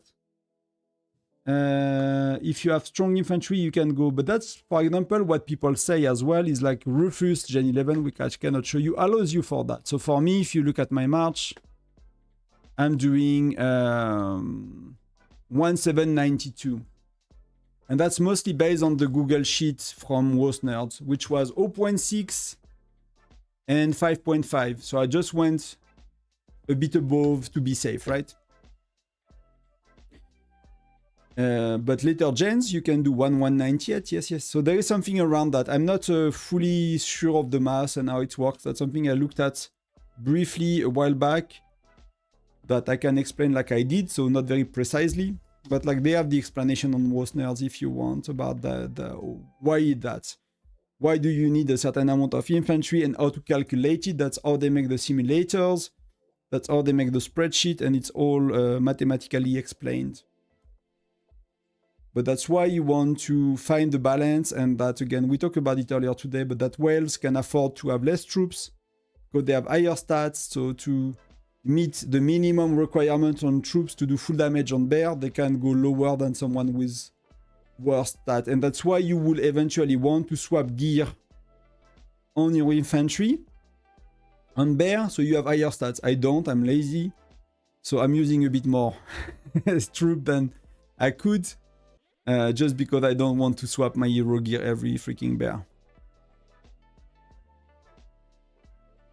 But that's probably not good if you think about it from a like optimizing standpoint. But you know, when I try to swap gear at that stage of the game, it really felt the difference was minor. I did for a few bears, and like I was explaining, like I could not really see the difference between the minimum damage and the max damage I do. I did not track it on the spreadsheet for joiners as well. I did not track, you know, the damage of people joining my rallies. I did not do like any in-depth testing, but from the look of it, it felt that the gains were very minimal, and we do, you know, how can I see? I mean, like the max damage is 38, right? So there are 15 of us, at least 15 of us getting the max reward in the game. So I'm like, yeah. But you know, maybe that's maybe you can blame me for that and not doing better, if that makes sense. Not doing better with that. What level you recommend for the 3 research after unlocking Helios before going to the next one? Philip, the way I think about it is, do you have the resources? So I don't have a default. I mean, if I had to do a default suggestion, will be 3 to 5 on these two. This one you don't care. Like the time, you don't care. With the auto help card, if you're in an alliance with enough whales, or if you do super alliance for SVS like we do, you don't care about the time. If you struggle to heal because you don't have a lot of spender, maybe, but this one is cheap to do compared to the other two. The other two are very expensive. So by default, we will do 3 to 5 before you do another Helios. That would be my suggestion. If you have a farm, if you have 2-3 farms, if you have like shit ton of resources available, you don't lack resources at all. You have, you know, 15, 20 billion of resources. Like, you're often promoting your Helios will be roughly between 2.5 and 5 billion based on when you do it, how much troop you have. But most of us have a billion troop to promote. A million, not a billion. A million troop to promote. That's gonna be 3-4 billion resources. So, but yeah, if you lack resources, do more. If you have plenty of resources, you can consider doing a second one very quick, and then maybe take a break and maybe start to level them up. So I will balance it a bit that way. But you see, for me, you know, now that I have the 3 of them, it's very, very rough on the resources. Resources are actually a struggle, even with spending, you know, above 500 euro a month. And using my farm, my resources just keep going slowly. I'm losing resources slowly. But I did the promotion of my Lancers not too long ago. So I want to see if long term with the farm, my resources are going up again. But so far with like promoting all of them, I nearly emptied myself of resources and my farm. And I've been playing my farm actively for 2 years. You know, my farm is FC10, no T11, but FC10 troops and stuff. So that's a very efficient account. Hey, Sick War God, I'm good. I'm about to go to bed though, but I'm good. Wife is kind of waiting for a while and it's a bit late. Few things to sort out before sleeping. Your video about Crazy Joe finally convinced my alliance member to use 100% and attack joiner. Thank you. Okay, cool. Let me know how it works. The only thing that can go wrong is, and that's something you might want to double check when you test tomorrow, is your rally leader's gonna use Molly, Hector, the best marksman, and if your rally joiner are doing something like that and they are very strong hero and they do, like, let's say they do Jesse and then they do their best heroes, right? And then you will find yourself with the garrison bonuses and stats used of that ratio. So you want, ideally, you want your joiner just using with a purple hero, just one, so they can never be used as a garrison leader. Remember, in garrison, the strongest player with the strongest stats will be used. So, and I think I covered it in the latest video, so I'm not sure which one you are referring to, but I was the garrison leader as a rally leader, but someone else was stronger than me with such a, and it was even worse because he was with he was with Siyun, so we got like Siyun stats on marksman, so we got like 120% attack and defense, when Bradley is giving like 750 or something like that, plus Siyun had no gear, so we were losing like 700% lethality, so that's insane. So if that's happening, you're gonna fail, so you want to do that and ask your people to join that way. That's really the big trick, and that's the only thing that can go wrong, except someone sending infantry and stealing all the kill on wave 10. That's the only issue you can get. Prep is going stronger and stronger. It was very close all day, but we are getting ahead quite a bit. I'm happy with that. I'll get Gwen tomorrow on Arena. I use Lean, Greg, Alonso. Which hero should I swap to use them? I think I'll swap Alonso. I think he gets, you know, I think he gets a bit old. I can't remember if I did keep Alonso or Greg though. I'm not sure. But I'll go by default. I'll try Alonso. For me, I use a lot exploration to try my arena. I find it a very good proxy.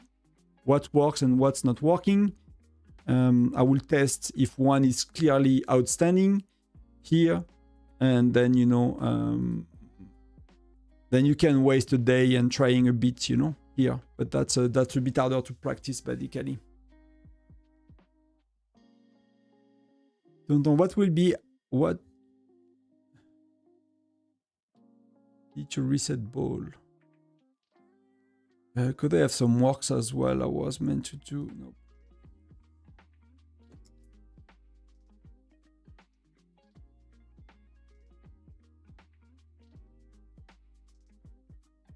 Just waiting.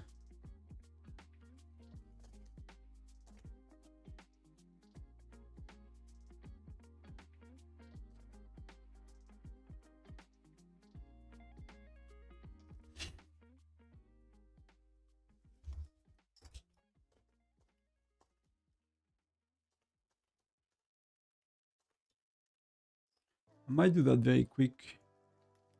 For work. And then go to bed. Tonton, I'll answer you in a sec. Quelque chose s'est mal passé. I just need to do that very quick. Would I need someone to give me something so I can work on it tomorrow?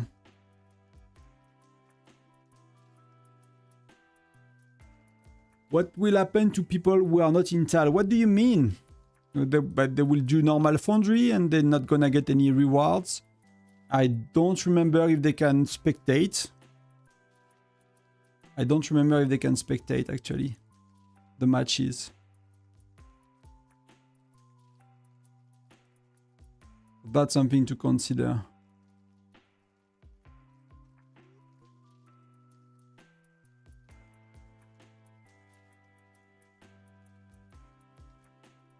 I use lean to go on exploration. I mean, lean is really good. I did not pay attention to lean much back in the day, but the other day I was pushing exploration not too long ago. That was Gen 8 or Gen 9 even. And I got a lineup like that with a lot of healing.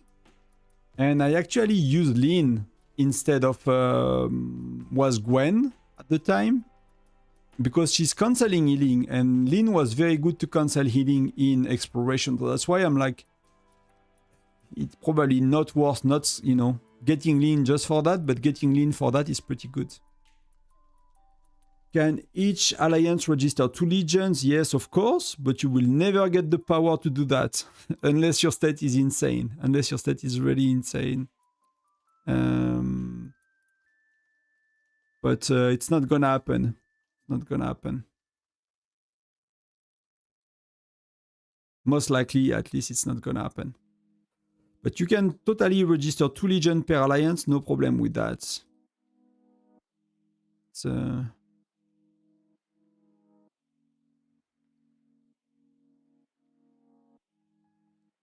see, like a Patrick is healing so much.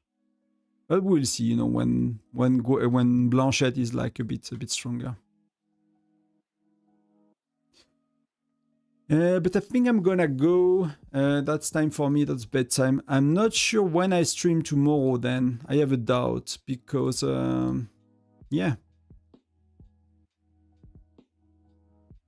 Because we do Crazy Joe at 13 UTC in that alliance on Tuesday.